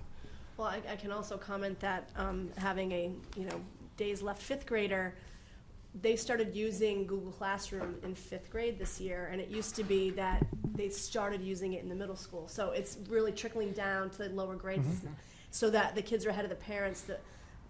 If you didn't have an older kid like I did, my daughter came home and she's like, I started something at school, they told me I can get it at home, and I knew what she meant, but there are probably a lot of other parents who didn't because the kids are actually getting ahead, which is, it's exciting, but grades and stuff don't appear in Power School, but kids are already accessing Google Classroom. So I didn't know at what stage you're going to be full on expecting fifth and then fourth or what have you to With Google Classroom? Or? translate over to that. Yeah. This summer also we're looking at a piece of software that will automatically create all the Google Classrooms for teachers and students. So when students switch classes or at the high school, when a high school student logs into Google Classroom, all of their teachers will already be set up with their classes. So it uses Power School as the source, Right. and then automatically on a nightly basis will update Google Classroom. It'll also import parent guardian email so that parents would also be able to access that. So I think this summer, once we figure out how that is all going to play out, sending some information home to parents and letting them know that, How to do and it may be even something that could integrate with the alternative school day, like the, Right. That's right. so that it's already set up, it's available for teachers if they want to use it, and they can just easily, That's great. and that's also part of the PD in the summer is providing that for teachers. Excellent. Thank you. Mhm. As long as we have electricity. Right. Yeah. So that's objective number one. We're trying to keep this at 10,000 feet. Moving on to all students, Dr. Straight, in terms of increasing our programming to address students' very real needs. Sure, so the first thing that we need to understand, if we're going to look at increasing our students' access to the curriculum and opportunities for inclusion, is to really understand where are we at, where are our schools at, where is the capacity of our teachers in our classroom. So some of the work that we've done this last year is really to do an analysis of that. We looked at our sub-separate programs, made some decisions with regard to entrance and exit criteria, establishing what the programs actually are. We'll be rolling that out this coming year, starting at the leadership retreat. So the principals have an understanding of that, have an understanding of the process for students accessing those types of programs and what that looks like. Additionally, what we wanted to do was specifically analyze all of the different programs. So we've done that with our autism program, and we had quite a positive report come out. Obviously, there's always changes in research, so we'll make some flexible changes around PD. But overall, the vertical alignment of that program was quite good. We've expanded the understanding of our differences, as you heard this evening, and we're going to continue on that. We've also continued to increase the co-teaching at the high school level. Principal Jackson and I have already started planning for the coming school year, as well as looking at planning an expansion of that at the middle school level as well. And it's been quite received quite well by both the teachers and the students. We're also looking at continuing our support of bringing in landmark outreach to continue working on our language-based strategies, both within the general ed classroom, co-teaching classrooms, as well as our sub-separate. So again, really looking at that, RTI of tier 1, 2, and 3 areas. We've had quite a bit of professional development for our special education teachers, counselors, and our school psychologists and speech and language folks at improving our capacity to write goals, write IEPs, write 504s, and have some level of consistency there. So we're going to continue with that work. I think we've come a long way, but we still want to improve and continue in those areas. Also, we've done quite a bit of work in developing our 18 to 22-year-old program. That includes the 2 programs that we've developed at the high school, as well as increased efforts in working with Andover on our TOPS program, which is transition opportunities for our students. And that allows our kiddos to stay in district, stay in their community, have activities both out in the community, leisure activities, adult living type of activities, vocational activities, and continue their academics. So we're really looking at expanding that so we can work with our kids. We've started developing partnerships for those kids as well as some of our students that might need a 5th year of support with regard to getting them ready for whether they're going to go to a community college or a tech school, by forming some relationships with some of the local community colleges and looking at forming relationships with businesses as well. And then we're looking at, and Lorena and I were just talking about this today, looking at developing some response to intervention at the elementary is where we'll probably start to really work on with those students. So there's been a lot going on, and we're excited to keep it going. Can you remind me a short definition of what response to intervention means? Sure. Response to intervention is really, if you think about some of the triangle that we showed you, where 80% of the kids access the general curriculum, whether it's academic, social emotional learning, behavioral initiatives, and then you have the other 20%. 15% needs some level of support, maybe a double dose of some instruction in some area, or some application of initiative, and then you have about that 5% of students that really need some significant development, whether it's in reading, writing, behavioral, emotional supports, and that's where you get some intensive services for those students. Thanks. Sure. So the next goal is one that you all have shared with me, and we have made the strategic decision to actually have you share it with Mr. Mealy moving forward. That is around decreasing class size. So I'm going to just start with the things that obviously our focus on class size has started at the elementary level. 2 things I'm going to talk about is we are hiring and have hired a number of exciting new staff at the ECC this spring/summer, and the building is opening On time. on time. But then, Mr. Mealy, from there, that's when I depart. Yeah, so this summer, we've already been working with the principals to figure out how we're going to repurpose the vacated rooms. In some cases, they'll become music and art that weren't in those schools, and maybe some programs space that we can use. So we'll do that this summer and have them ready to go. We've been in plenty of discussions with the town manager and his support of the next phase, the facilities master plan phase 2, including the elementary school renovations of Franklin, Atkinson, and Kittredge, so that we can add classrooms there and really impact class size going forward. And my hope to finally remove those portable classrooms from our elementary schools. And then obviously we're waiting to hear back from MSBA regarding the middle school application we put in, and we will respond to that accordingly. And Excuse me real quick. Yep. You're in like September, October, is that right? I think it was around that time. So you hear if you make the first cut, they do, and then December. Okay. Yeah. All right. It was I thought definitely like a fall. It was definitely the fall that we ended up scheduling the visit. Site visits. But the and visit stuff. was the first week in December. I think the vote was the first week in December. Okay. All right. Yep. And then all along, we'll be looking at ways to assess the impact that reducing class size is having on our students. Great. All right, and then talking about social emotional learning, Dr. Straight? Sure. So we've done quite a bit of work. A lot of it's been data gathering this first year, really to understand where the district is, both at the school level, district-wide, and what the teachers' needs are to provide the appropriate professional development and where kids are at as well. So we're going to continue to assess and measure the district's capacity, again, both the district level, building level, and within the classroom. And we're doing that by, we've contracted with Transform Ed to conduct surveys over the next 3 years so we can both quantitatively and qualitatively measure where students are, teachers are, school districts are. The competencies that we're really looking at are self-awareness, self-management, social awareness, relationship skills, and responsible decision-making. So that's going to help us with our initiatives as we move forward, building, again, what are we doing for all kids? What are we doing for kids that need a little something at that tier 2? And then the impact of that on our, what we're calling now our Thrive program, our social emotional learning programs. So we're going to continue with the implementation of vertically aligning our teams, both from pre-K straight through the high school.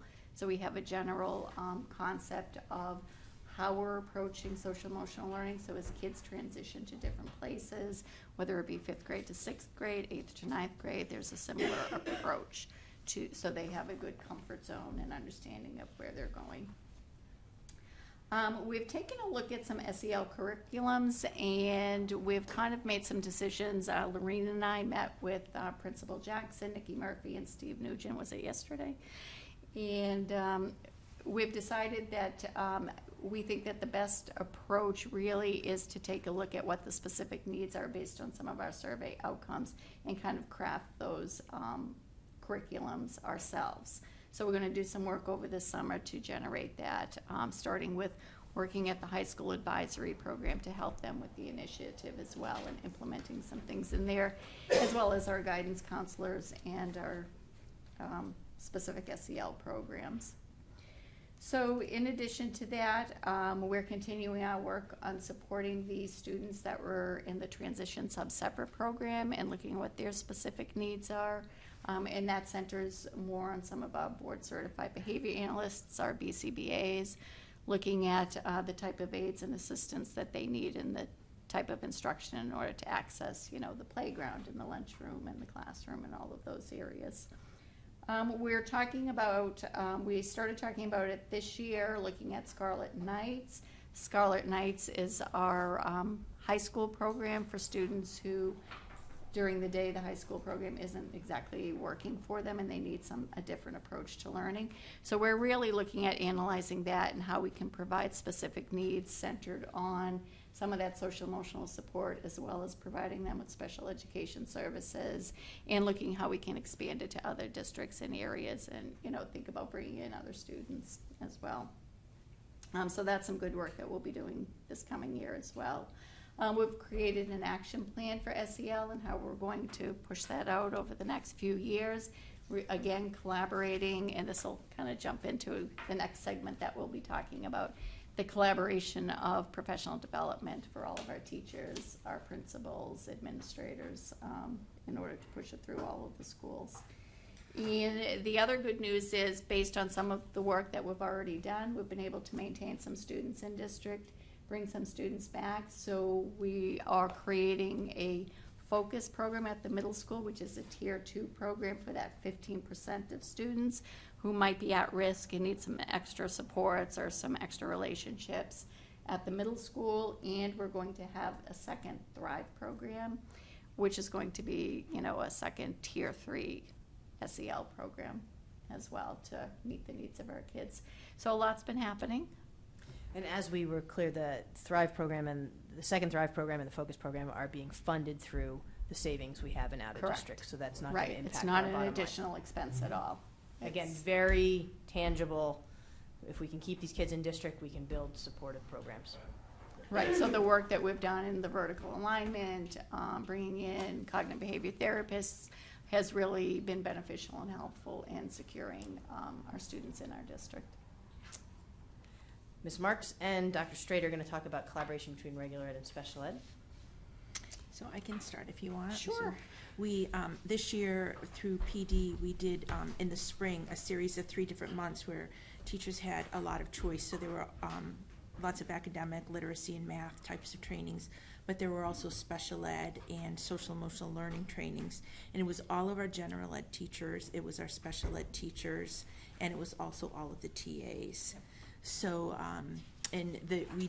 we asked for feedback, after every session, and they were really well received. People were excited about the fact that they had choice. Mm-hmm. People were very excited about a lot of the SEL pieces because teachers are really craving that. They feel like they need more support and understanding in terms of what to do.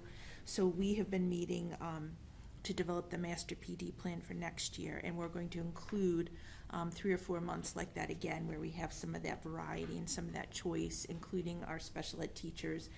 We're getting even better, I think, at refining. TAs work a different schedule, so we had offered, if you want to not attend one day and stay for 2 hours, so you're there for the whole session, they could do that this year, but the first time the communication get a little off sometimes. So this year I think is going to be much clearer in terms of what we're recommending in terms of TAs being either here for the full time or not attending that session. We're also including them. I'm going to be heading up a PD committee for the TAs as well, so we're going to be gathering and looking at getting direct input from them, providing them with opportunities to let us know what it is that they would like to see and help in the development of all of that as well. So we'll be meeting several times starting in July to discuss that piece. So it's really looking at collaborating fully and completely with everybody so that we are truly meeting their needs. Right. All right, last objective is really around professional practice. And we are going to start with the second one, which is rigorous professional development, because the first is Mr. Mealy's and he's not in the room. So there you go, Dr. Gilligan. Well, that's how it was. Thank you, being flexible. A rigorous, we need to put on the best professional development programming to arm our teachers, our administrators, everyone, teaching assistants, to best serve our kids. So in doing that, we're having research. Research for Better Teaching is back. Research for Better Teaching is considered probably one of the best courses on the craft of teaching. I'm pretty excited. Say we have close to 400 teachers here in North Andover. Jim, what's our total number? For teachers? Yeah. 360. 360 or so. After this summer coming up, we'll have 80 of our teachers in this district who have gone through this course, new teachers to the course, which is pretty dang exciting. Secondly, we'll be offering a Research for Better Teaching course 2-day cycle for veteran teachers that may need some brush up, whether it's on engaging students, some of the different things we do. And this really segues nice into the next thing we'll be providing. It's with a heavy heart that I won't be teaching the new administrator supervision and evaluation training course year 2 without Dr. Price. We've been tag teaming this for the year and we've had a lot of fun. But we're going to continue with this, and this is for all the folks that evaluate teachers within the district. And I think the good thing about it is we do a lot of different things. It's not just about the dates and the regulations, the procedures, dotting your I's and crossing the T's. That's important. But this is about having tough conversations where we model that. It's about actually, scripting and watching video and doing all the things you need to do. And it's probably, I always like to joke with Dr. Price, if we did this privately, we'd probably have a thriving business because this is something a lot of districts pay big money for.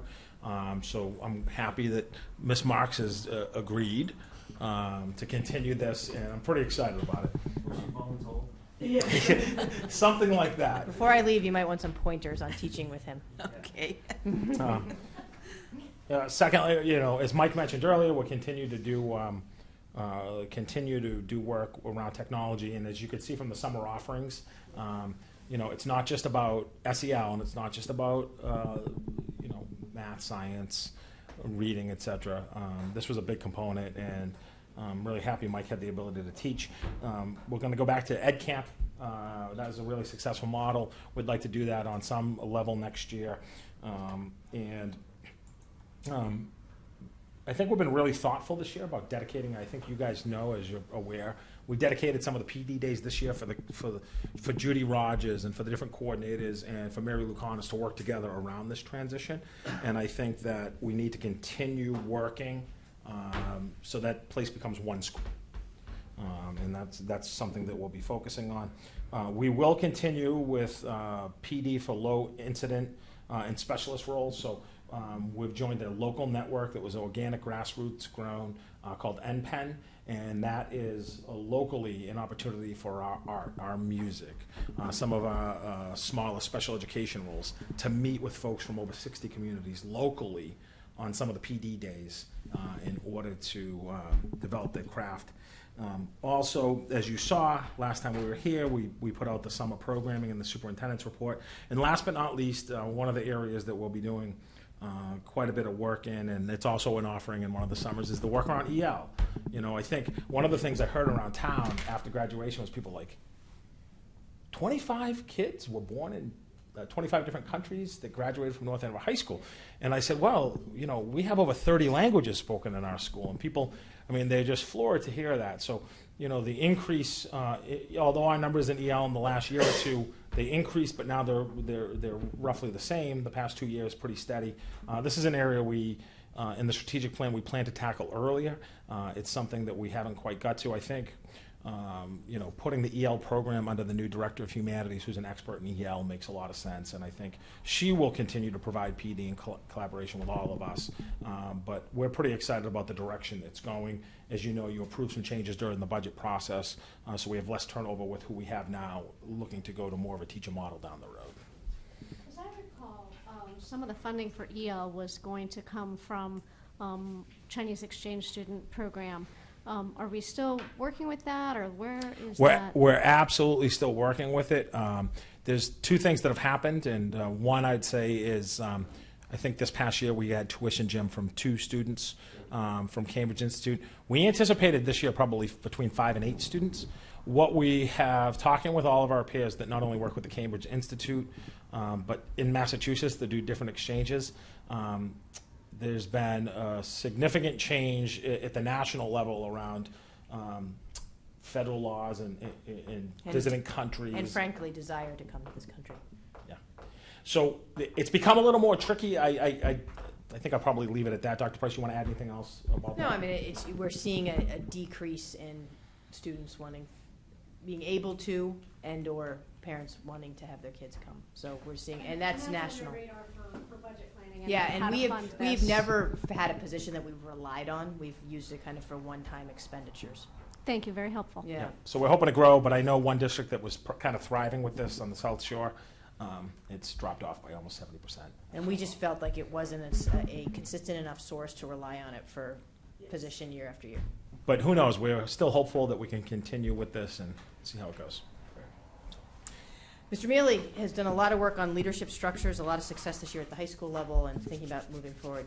So yeah, we've done the high school level, and it seems to be going well. And now we've also met with the leadership team at the middle school for the same reason, developed options with them, pros and cons. But since we weren't bringing it forward because all of our additional funding for this coming year was going to be for the kindergarten, we weren't going to bring it forward till next budget cycle anyway, we thought it made sense to allow George to get in and review those options with him and see if we want to do even something different than that. So we'll be coming forward during this budget process for next year's budget with a recommendation about the middle school leadership structure and the elementary. The elementary principals, I'll meet with them during the year and we'll do the same thing. And the other thing we've added this year is the EL structure across the district. That we want to look at as well. And then lastly, we're also going to continue to assess the ETL/special education administrator, that model at the elementary level as well. Just the elementary leadership, I thought originally you were trying to wait another year for that, but did you bring it forward a year? That was already, no, Yeah, that it was was? already, that's the year we were planning. Okay. Yeah. We bumped out the middle school, that's right. Okay, Exactly. Thank you. And it's just going to be financial resources and what we can Right. put towards it in a plan. So. Okay. And then That's last but definitely not least, Ms. Wahlberg is going to talk about our work in human resources. Okay, so the first thing I'd like to say is, when you look at this, it really looks like my job isn't that exciting.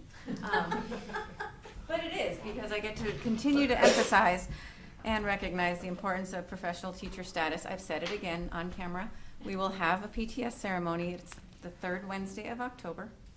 And Dr. Price will be there to visit us again. It is really In exciting. spirit. It's on your calendar. I've already called that new meeting. Okay. I think you volunteered the refreshments as well. You've been voluntold. Okay. So, in addition to the things on this list, it says work with TAs to develop the new evaluation process. That was as a result of a lengthy TA negotiations, which are now completed. So there's a lot more in regards to that. But one of the big things that I came into was a transition in the budget process and the payroll system that happened before I got here. And that transition wasn't the smoothest because of the company that the town chose to use. And so, all in all, identifying issues, putting out fires is a constant thing. But some of the things that we have accomplished thus far is employee self-service. The teachers, all the staff have access to the days that they've been absent, that they've used. They have access to all their payroll, all their pay stubs, their own W-2s. They can make changes. So they've gotten a lot more used to using the system. In working with Mr. Mealy and the town, and I have identified someone to help us. We're actually moving forward to get the little stuff in the glitches in the background all fixed. So that's my summer project, and that basically is stated in phase 3. So I'm hoping that a lot of that stuff, inputting all the data, looking at the data, there's been a big push with the TAs to look at theirs first because we just finished negotiations and we need to do some payment and we need to do it right. So there's a big shift in all of that, and that's basically all this says is continue to provide the streamlined information, employee self-service. They have access to it. They can question it, make changes, and we can move. And I think the staff is a lot more comfortable with that information, and I think they're more confident in the team that we've built. We've also added an administrative assistant that's not on here, and that helps with the onboarding. So there's always someone in the office for someone to go to. So there's always someone to ask a question and get it answered. And I think we've improved our rate of communication with the staff a lot greater. So in addition to hiring a new superintendent, assistant superintendent, a middle school principal, and a humanities coordinator, I got to do all that fun stuff. So, but it looks very boring on there, inputting data into Munis. But that's been a really big push, and I think we've worked hard to, we're looking at being able to, with a push of a button, see cost turnover savings, things like that. So it's a budget, payroll, and not for nothing, but most of the money that we spend in this district comes out of HR, so we need to make it accurate. So that's kind of been my goal. Do I recall that you did professional development for staff to be able to do self-service work? I didn't do professional development, but I do send out a lot of emails to everybody so that they have records, and the actually that's on here as well. Working with Hillary, the website is much easier for everyone to navigate, and staff forms have been updated and put on there, and I get a lot fewer questions, or I get a question of, oh, where is it? Oh, I found it, I'm sorry. So that's kind of nice because I can direct them to where to go, and they find more information. And we've actually linked all the PD onto the website as well. So the new teachers coming in, they have all their information. The current teachers, if they're on my website in HR, can also link to the PD. And so we're sort of circling everything around for everyone. Thank you. So. Ms. Wahlberg's also done a nice job with certification. She's been helping with that. So we made a decision as a leadership team to keep the objectives and initiatives for next year, feeling like that would help the transition. As you know, Greg will be going through a new superintendent's induction program, which you all are very familiar with, and we'll be coming forward with a revised strategic plan. But all of us, and we're in a room together for a day, decided that the best thing to do was to really move forward on some of these initiatives. May be sunsetted, but there felt like there was enough work and really substantial and important work to do to keep kind of moving forward in a steady way that would allow Greg the opportunity to go through an entry process and really assess what makes sense to kind of continue to work on and what might make sense to sunset. We all feel that the next phase, next year, there's some real work to be done. So that is kind of the macro look at the strategic plan. Thank you, Jennifer. I would say that two things. One is one day after putting out my entry email, we have over 300 responses in one day, which I thought was terrific. Yeah. But number two, as Dr. Price said, this is a really important, well thought out plan that we're going to stick with. We have a lot of momentum as I get more information through the course of the year. We're going to come back and present the entry plan results. That may impact the future of the plan, along with the work that the leadership team does. But we, as a central office, took a hard look at this recently. We'll bring this to the entire leadership team this summer and fine-tune and tweak, and then we'll see you at the school committee retreat. And then we'll really put this in place. The one thing that I will mention is I think that this plan has become a model for a lot of districts. I've worked with 3 districts who have come up to see us, and I know 2 have adopted it, and one of them's really adopted it. So, Dr. Price, you want to add anything about that? That was pretty interesting. Yeah, there is a plan out there where I think one town just put their town and the colors, town colors. So it's exciting. We've had a number of people come up and ask us, and I think the other thing that is exciting is when asked, people feel like this is a living, breathing document. We actually are making progress, and that makes people feel like, okay, we have a plan. Yeah, and I think that's the part that's so appealing is the team works on it, and as you can go through, and we didn't really get a chance to celebrate tonight, but when you look through at foundation and then 16, 17, and 17, 18, and you're like, oh, well, let's just get rid of that because that's been on there for so long, but it happened really rapidly. It was stunning, some of the progress we've made. So we're looking forward to next year. I mean, it was interesting at one of the places, I think it was like, our goal was to have like 500 Chromebooks, and it was like, we're at 2,300, like, yeah, done. So, I mean, it's nice to kind of see that perspective too. So, I mean, at some point we'll probably sunset those, but it's good to know where we've come from. Yeah, absolutely. Some of those things will be sunset, and some of the things are constant work in progress with updates and tweaks. So. But leaving all this stuff, this historical stuff on the archive, on the strategic plan digitally, it should stay there. You don't have to always print it out, but going back to see is good. Just do not mess with Ms. Zagari's original copy. Make a copy of. So. Yes. Right, thank you. Thank you. Sounds like a good plan. All right, next, first reading of the proposed recyclable materials policy. So this is something that they've asked us to demonstrate our commitment to. Now that the application has been submitted for the grant for recycling, they would like us to demonstrate our continued support for those kind of efforts, and so they'd like us to adopt the policy that you see. And this is just the first reading of that. So would they be okay with us adopting it in the fall? It's not, it's not time sensitive.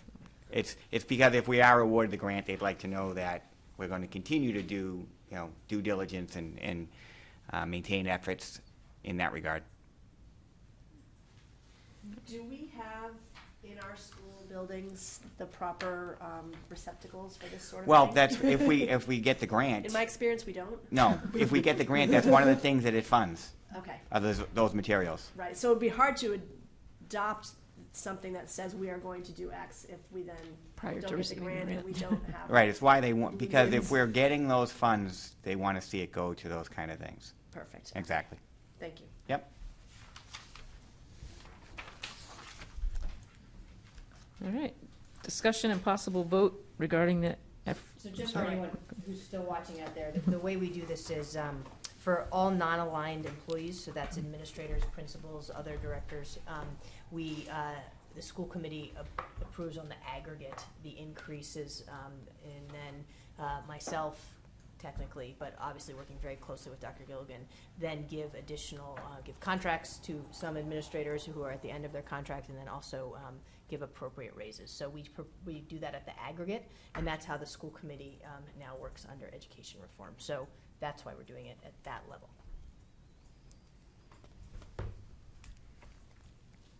So now you need a motion? We do need a motion. Okay, so I have a motion here and I've written it out. Well, it's written out and I'll read it. So I move that the committee approve an amount to be paid in salary increases from the fiscal year 19 budget totaling approximately 2% in the aggregate, not to exceed 3% for any one person, calculated as if such increases will occur on July 1, 2018. The total increases will not exceed $62,629.04 in the aggregate, previously budgeted as part of the fiscal year 19 budget process, to be divided among the 30 principals and other district-wide employees as determined by the superintendent. Second and well done. That's thanks to public school teachers. Roll call, Mr. Teresi? Aye. Mr. McDevitt? Ms. Aye. Picard? Aye. And aye. Is there any public comment? You can come up. You gotta bust in.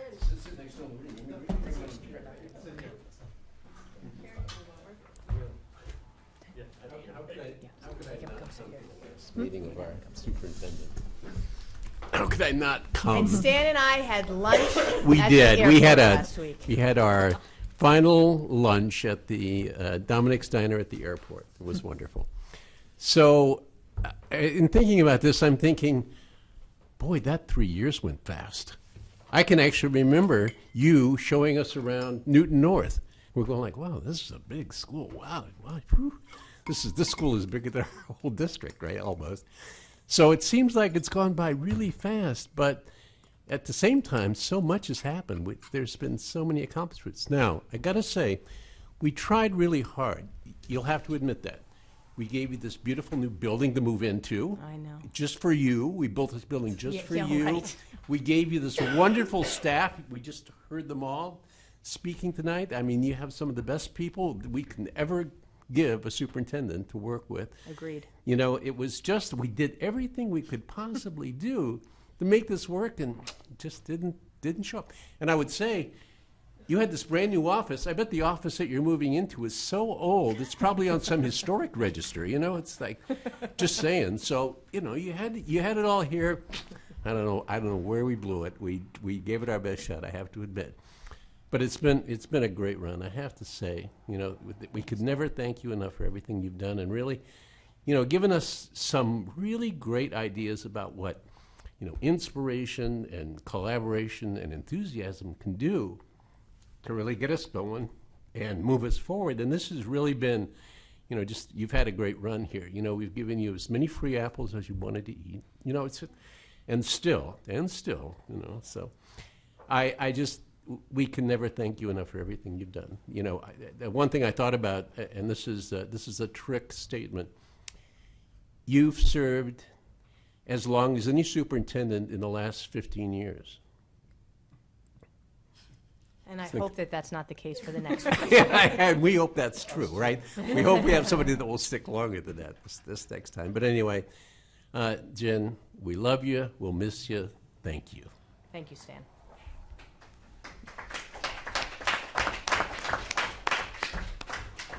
So I actually do have a presentation, so I would ask Dr. Gilligan to come take the seat here. As I exit stage right, I have a little gift for you. That you must open on television. I wasn't expecting this. I thought we'd be giving you a gift. That'll be Tuesday at the open house.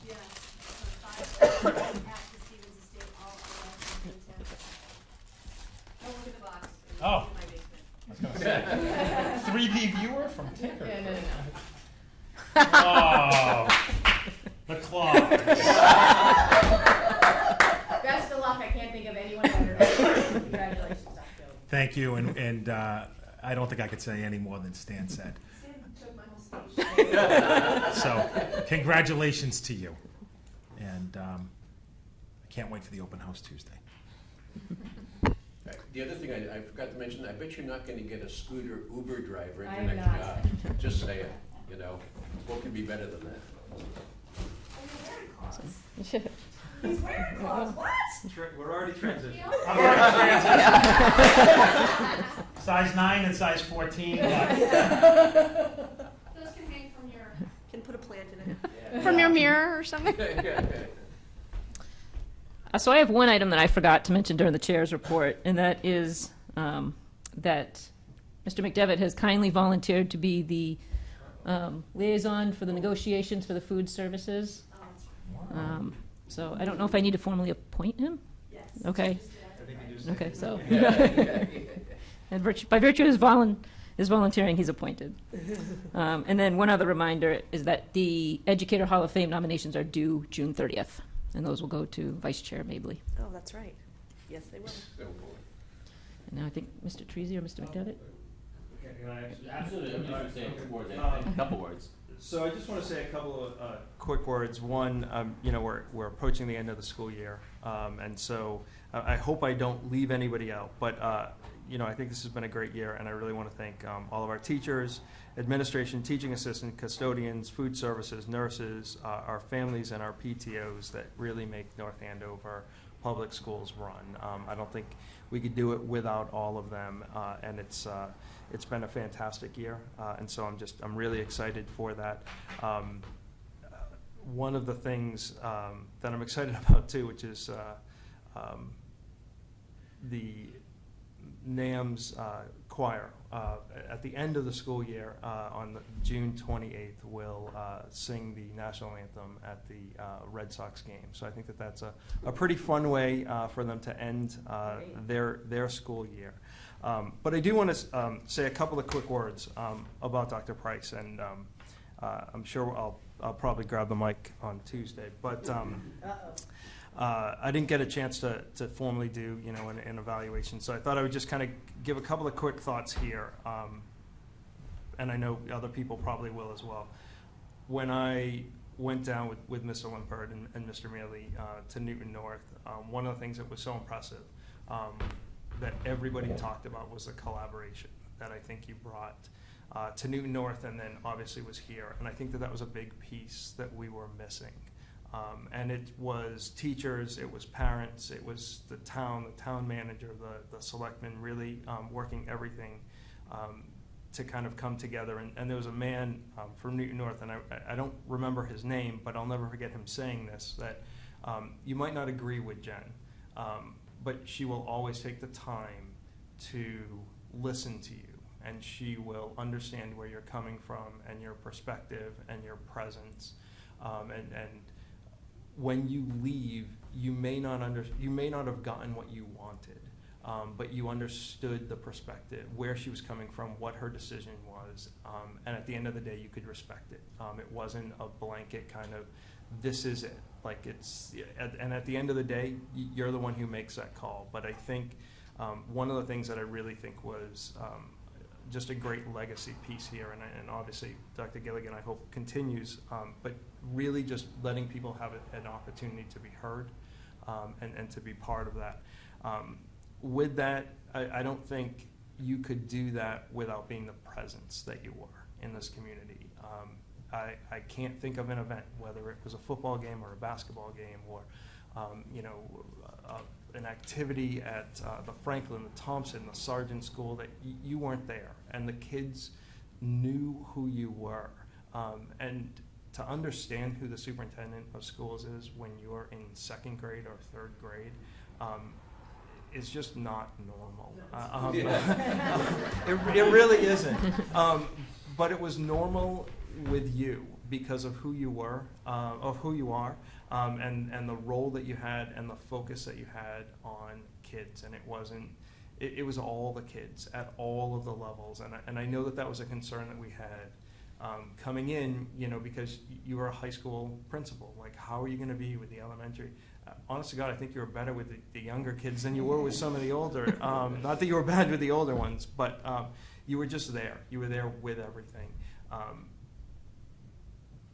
I can't tell you the number of times that we would chit-chat and talk back and forth, and you would just say, I had fun today. Like, I got to do this, and I'm running this district, and we're doing all of these crazy curriculum things, and whatever else is going on, but we had fun.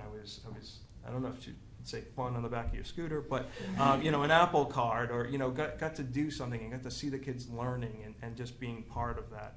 And I really think that when it's all come and done, or all said and done, 3 years was not enough time. I really, I wish it were longer. but I think you've left a legacy. You know, I think you came in with a strong foundation. I think there was a good foundation here. I really think that you helped to build that up.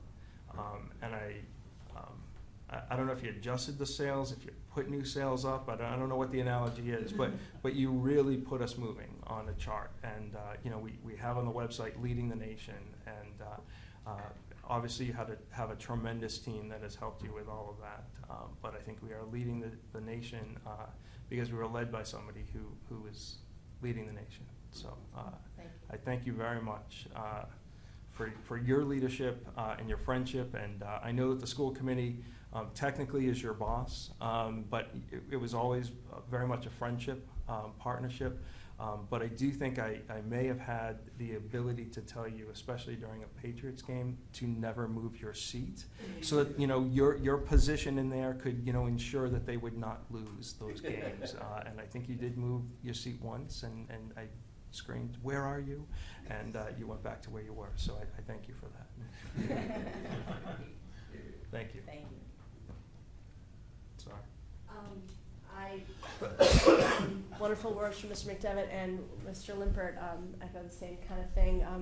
Wanting to become part of the school committee came from seeing someone who had the leadership qualities that you have, and knowing that if I put out the effort to be part of something like that, it would make a difference because of being able to work with someone like you and these colleagues. Accomplished a lot in a very short time. We just went through a lot of it here and laid the map again with all your colleagues to make that happen. But I really think it's the creative thinking, the teamwork, but also empowering other people and motivating other people. And that's not just people in leadership and in teaching, but kids, motivating, empowering kids. And it's absolutely true that it is weird that students know who their superintendent is. I recently looked at my high school yearbook for some reason, and there was a guy, I'm like, oh, who is that? I'm like, oh, that was the superintendent of schools. I had no idea. And I was very involved in my school. So you have been very special, and I'm not one who likes to say goodbye, so see you later. So I want to report out to the committee a couple of things. I had the opportunity to go to the FinCom meeting last week, and I was really pleased with the presentation that Dr. Gilligan and former chair Ms. Mabley made to that committee in answering questions. I wasn't there for the whole time, but I was very impressed by that, and I was pleased to see that kind of collaboration happening in our district. I also had the opportunity to attend the Board of Selectmen meeting earlier this week, and I was really excited that we live in a very special town where we've appointed a new poet laureate in Mark Bohr, and he presented a poem at that public meeting mentioning the ECC. I myself have been known to present a poem, and I will do so in a couple minutes, but I'll also share with you, it's not funny. It's not a funny poem. My last poem. This isn't a funny poem. But anyway, there were really appreciative words shared at that meeting publicly from Andrew Mailer and from our elected officials regarding your work here and the collaboration that you've done. Rosemary Smedili read out your graduation speech on the record. All 2.5 minutes. So that was really exciting, and I was really glad to be there. So, I also learned that the competition band show at the high school has been announced, and it is based on the game of chess. And I feel that you've been a fantastic chess player with strategic thought for our district, way more than one step ahead. I myself am a checker player. But I follow the game. So this is uppercase A poem for lowercase a price. It takes a while to work up a poem for some who stick around and you really get to know them. For someone who comes and leaves so soon, it might seem there wouldn't be room. But you went slow to go fast, to make change that would last, and there's hardly a question that you didn't ask. You wrote the strategic plan with some help from Stan and Zora, David, Andrew, and Brian.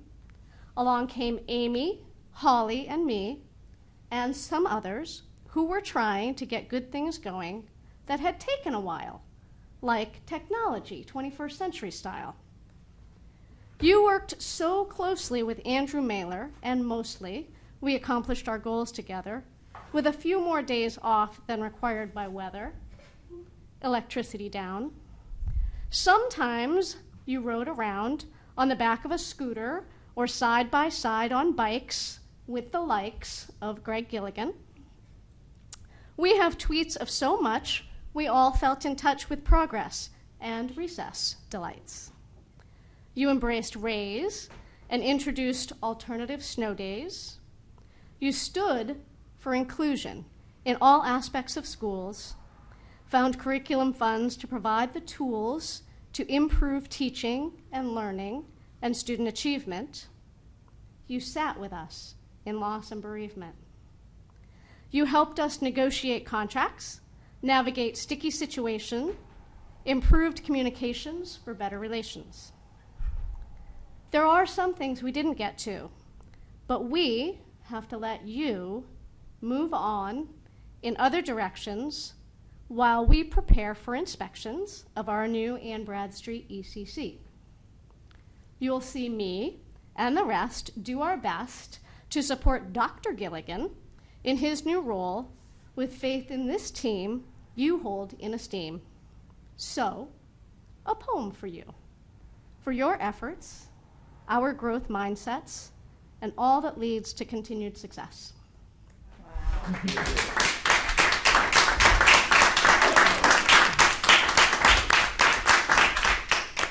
Wow.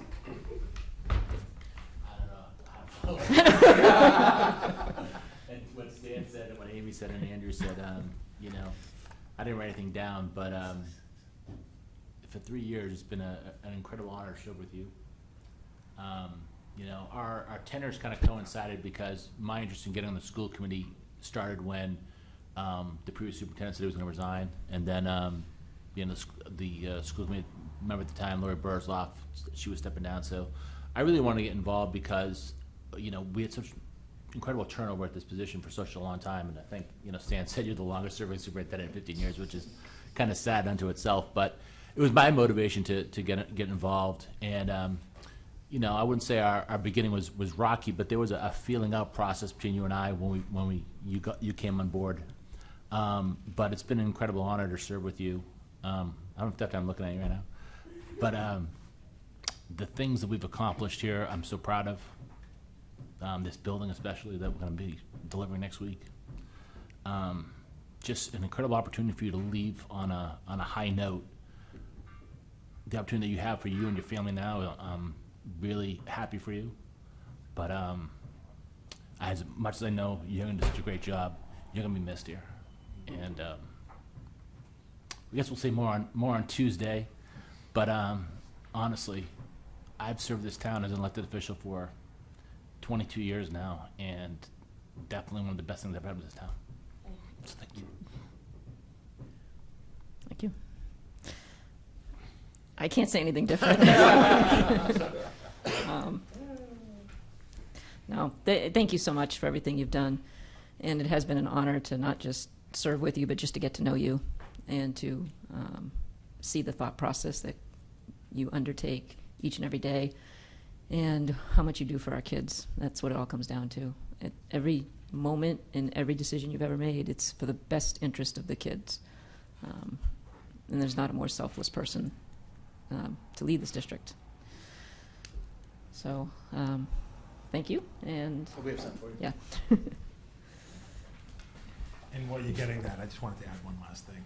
I was reading the other day about the mark of a good leader or a tremendous leader, and I think the mark of a tremendous leader in any position is when you leave somewhere, you leave it better than when you found it, and I think that's truly the case here. And we are going to miss you. And I'm really going to miss you guys. I'm sorry.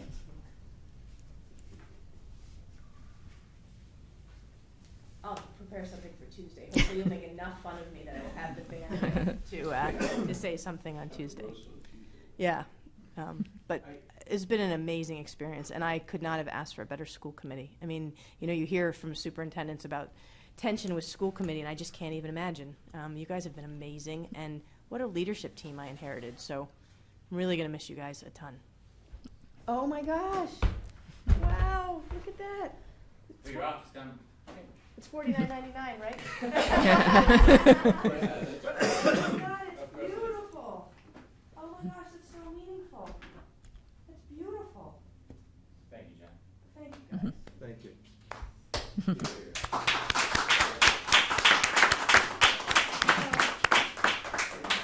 I gotta hug everybody. I'm hugging everybody. That was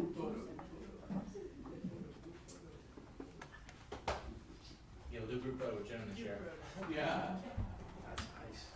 You can still call me and tell me not to move on Patriots Okay. games.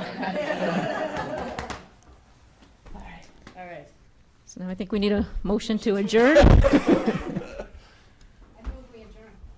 I'll second. All in favor? Aye.